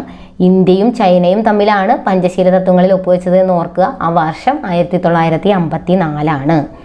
ഇനി പഞ്ചശീല തത്വങ്ങളിൽ ഒപ്പുവെച്ചത് ആരൊക്കെ തമ്മിലാണ്? ഇന്ത്യയും ചൈനയും തമ്മിലാണ്. അപ്പോൾ ഇന്ത്യയുടെ പ്രധാനമന്ത്രിയായ ജവഹർലാൽ നെഹ്റുവും ചൈനയുടെ പ്രധാനമന്ത്രിയായിട്ടുള്ള ചൗ എൻ ലായും തമ്മിലാണ്. ജവഹർലാൽ നെഹ്റുവും ചൗ എൻ ലായും തമ്മിൽ 1954. ചേരിചേരാ പ്രസ്ഥാനം സ്ഥാപിതമായത് 1961. ചേരിചേരാ പ്രസ്ഥാനത്തിൻ്റെ അടിസ്ഥാനം എന്ന് പറയുന്നത് പഞ്ചശീല തത്വങ്ങളാണ്. പഞ്ചശീല തത്വങ്ങളുടെ ഇതിലാണ് എന്ത് വന്നത്? ചേരിചേരാ പ്രസ്ഥാനം രൂപീകൃതമായത് 1961. 1961. ചേരിചേരാ പ്രസ്ഥാനം എന്ന ആശയം ആദ്യമായി അവതരിപ്പിച്ചത് ആരാണ്? വി കെ കൃഷ്ണമേനോനാണ്. ഇനി ചേരിചേരാ പ്രസ്ഥാനം രൂപീകരിക്കാൻ തീരുമാനിച്ചത് ബന്ദൂങ് സമ്മേളനമാണ്. 1955 ബന്ദൂങ് സമ്മേളനം ചേരിചേരാ പ്രസ്ഥാനം രൂപീകരിക്കാൻ തീരുമാനിച്ച സമ്മേളനം. ചേരിചേരാ പ്രസ്ഥാനത്തിൻ്റെ ആദ്യ സമ്മേളനം നടന്നത് ബെൽഗ്രേഡ് സമ്മേളനത്തിലാണ്. 1961 ബെൽഗ്രേഡിലാണ്. 1961 ബെൽഗ്രേഡ്. അത് തീരുമാനിച്ചത് ബന്ദൂങ് സമ്മേളനം. ഇനി ഈ ബെൽഗ്രേഡ് സമ്മേളനത്തിൽ പങ്കെടുത്ത രാജ്യങ്ങളുടെ എണ്ണം 25ആണ്. പ്രീവിയസ് ആയി ചോദിച്ചിട്ടുണ്ട്. ബെൽഗ്രേഡ് സമ്മേളനത്തിൽ പങ്കെടുത്ത രാജ്യങ്ങളുടെ എണ്ണം 25. ഇനി ആസൂത്രണ കമ്മീഷനെ പറ്റിയിട്ടാണ്, സാമ്പത്തികമായ പുരോഗതിയെ പറ്റിയിട്ടുള്ളത്. അതും കൂടി നമുക്ക് ഈ സെക്ഷനിൽ പഠിക്കാനുണ്ട്. ആസൂത്രണ കമ്മീഷൻ നിലവിൽ വന്നത് 1950 മാർച്ച് 15. ആസൂത്രണ കമ്മീഷൻ നിലവിൽ വന്നത് 1950 മാർച്ച് 15. പഞ്ചവത്സര പദ്ധതികളുടെ രൂപരേഖ തയ്യാറാക്കിയത് ആസൂത്രണ കമ്മീഷനാണ്. പഞ്ചവത്സര പദ്ധതികളുടെ രൂപരേഖ തയ്യാറാക്കിയത് ആരാണ്? ആസൂത്രണ കമ്മീഷൻ. ഇനി ആസൂത്രണ കമ്മീഷന്റെ ആദ്യ അധ്യക്ഷൻ നെഹ്റു ആണ്. ആദ്യ ഉപാധ്യക്ഷൻ ഗുൽസാരിലാൽ നന്ദ. ആസൂത്രണ കമ്മീഷന്റെ ആദ്യ അധ്യക്ഷൻ നെഹ്റു, ആദ്യ ഉപാധ്യക്ഷൻ ഗുൽസാരിലാൽ നന്ദ. കാർഷിക പദ്ധതി, ഹരോൾഡ് ഡോമർ പദ്ധതി എന്നൊക്കെ അറിയപ്പെടുന്നത് ഏതാണ്?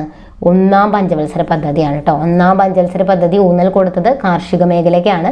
അപ്പോൾ കാർഷിക പദ്ധതി ഹരോൾഡ് ഡോമർ മോഡൽ എന്നൊക്കെ അറിയപ്പെടുന്നു. അതിൻ്റെ ആമുഖം തയ്യാറാക്കിയ മലയാളിയാണ് KN രാജ്. അതും കൂടി ഓർത്തിരിക്കണം. ആമുഖം തയ്യാറാക്കാൻ സഹായിച്ച മലയാളി KN രാജ്. അപ്പോൾ കാർഷിക പദ്ധതിയാണ് ഒന്നാം പഞ്ചവത്സര പദ്ധതി. അപ്പോൾ വ്യാവസായിക പദ്ധതി, മൻമോഹൻ മോഡൽ എന്നൊക്കെ അറിയപ്പെടുന്നത് രണ്ടാം പഞ്ചവത്സര പദ്ധതിയാണെന്ന് കൂടി ഓർത്തിരിക്കുക. വ്യാവസായിക പദ്ധതി, മൻമോഹൻ മോഡൽ എന്നറിയപ്പെടുന്നത് രണ്ടാം പഞ്ചവത്സര പദ്ധതി. ഓക്കെ, ഇനി ഗാഡ്ഗിൽ മോഡൽ എന്നറിയപ്പെടുന്നത് ഏതാണ്? നാലാം പഞ്ചവത്സര പദ്ധതിയാണ് ഗാഡ്ഗിൽ മോഡൽ. ഈ നാലാം പഞ്ചവത്സര പദ്ധതിയുടെ കാലത്താണ് എന്ത് നടന്നിട്ടുള്ളത്? ബാങ്കിൻ്റെ ദേശസാൽക്കരണം നടന്നത് നാലാം പഞ്ചവത്സര പദ്ധതിയിലാണ്. ഇനി മൻമോഹൻ മോഡൽ എന്നറിയപ്പെടുന്നത് എട്ടാം പഞ്ചവത്സര പദ്ധതിയാണ്. മൻമോഹൻ മോഡൽ എന്നറിയപ്പെടുന്നത് എട്ടാം പഞ്ചവത്സര പദ്ധതിയാണ്. ജനകീയ പദ്ധതി എന്നറിയപ്പെടുന്നത് ഒമ്പതാം പഞ്ചവത്സര പദ്ധതിയാണ്. ജനകീയ പദ്ധതി എന്നറിയപ്പെടുന്നത് ഒമ്പതാം പഞ്ചവത്സര പദ്ധതിയാണ്. അതുപോലെ കുടുംബശ്രീകളുടെയൊക്കെ ഒമ്പതാം പഞ്ചവത്സര പദ്ധതിയിൽ വരുന്നതാണ് കേട്ടോ. റോളിംഗ് പ്ലാൻ നടപ്പിലാക്കിയ കാലയളവ്. Rolling plan 1978 1980 Morarji Desai. Rolling plan നടപ്പിലാക്കിയത് 1978 1980 മൊറാർജി ദേശായിയുടെ കാലത്താണ്. ഇനി ഈ റോളിംഗ് പ്ലാനിനെ പറ്റി പറയാനാണെങ്കിൽ ആ ആശയം ആദ്യമായി അവതരിപ്പിച്ചത്, റോളിംഗ് പ്ലാൻ എന്ന ആശയം ആദ്യമായി അവതരിപ്പിച്ചത് ഗുണ്ണാർ മിർഡാലാണ്. അത് ഓർത്തിരിക്കണം, ഗുണ്ണാർ മിർഡാൽ. ഏഷ്യൻ ഡ്രാമ എന്ന ഗ്രന്ഥത്തിൻ്റെ രചയിതാവും ഗുണ്ണാർ മിർഡാലാണ് കേട്ടോ. ഏഷ്യൻ ഡ്രാമ എന്ന ഗ്രന്ഥത്തിൻ്റെ രചയിതാവ് ഗുണ്ണാർ മിർഡാലാണ്. ഇനി ഇത് SCERT-യിലുള്ളതാണ്. ഇത് എന്തായാലും പഠിച്ചിരിക്കണം. ഒന്നാം പഞ്ചവത്സര പദ്ധതിയുടെ കാലയളവ് 1951 മുതൽ 56 വരെയാണ് കാർഷിക മേഖലയ്ക്ക്. രണ്ടാം പഞ്ചവത്സര പദ്ധതി വ്യാവസായിക വികസനം. മൂന്നാം പഞ്ചവത്സര പദ്ധതി ഭക്ഷ്യ സ്വയം പര്യാപ്തത. 4 സ്ഥിരതയോടുകൂടിയുള്ള വളർച്ച. 5 ദാരിദ്ര്യ നിർമ്മാർജ്ജനം. പിന്നെ 5-ൽ വരുന്നതാണ് ഹരിബി ഗഡാവോ എന്ന മുദ്രാവാക്യം ഒഴുക്കിയത് 5ആം പഞ്ചവത്സര പദ്ധതിയിലാണെന്ന് ഓർക്കുക. ഹരിബി ഗഡാവോ. ഇനി 6-ൽ വരുന്നതാണ് കാർഷിക വ്യവസായ മേഖലകളുടെ അടിസ്ഥാന സൗകര്യങ്ങൾ മെച്ചപ്പെടുത്തൽ. 7ആം പഞ്ചവത്സര പദ്ധതി ആധുനികവൽക്കരണം, തൊഴിലവസരങ്ങളുടെ വർധനവ്. 8 മാനവശേഷി വികസനം. 9 ഗ്രാമീണ വികസനവും വികേന്ദ്രീകൃത ആസൂത്രണവും. 10 മൂലധന നിക്ഷേപം വർദ്ധിപ്പിക്കുക. 11 മുഴുവൻ ജനവിഭാഗങ്ങളുടെയും സമഗ്ര വികസനം. 12 സുസ്ഥിര വികസനം.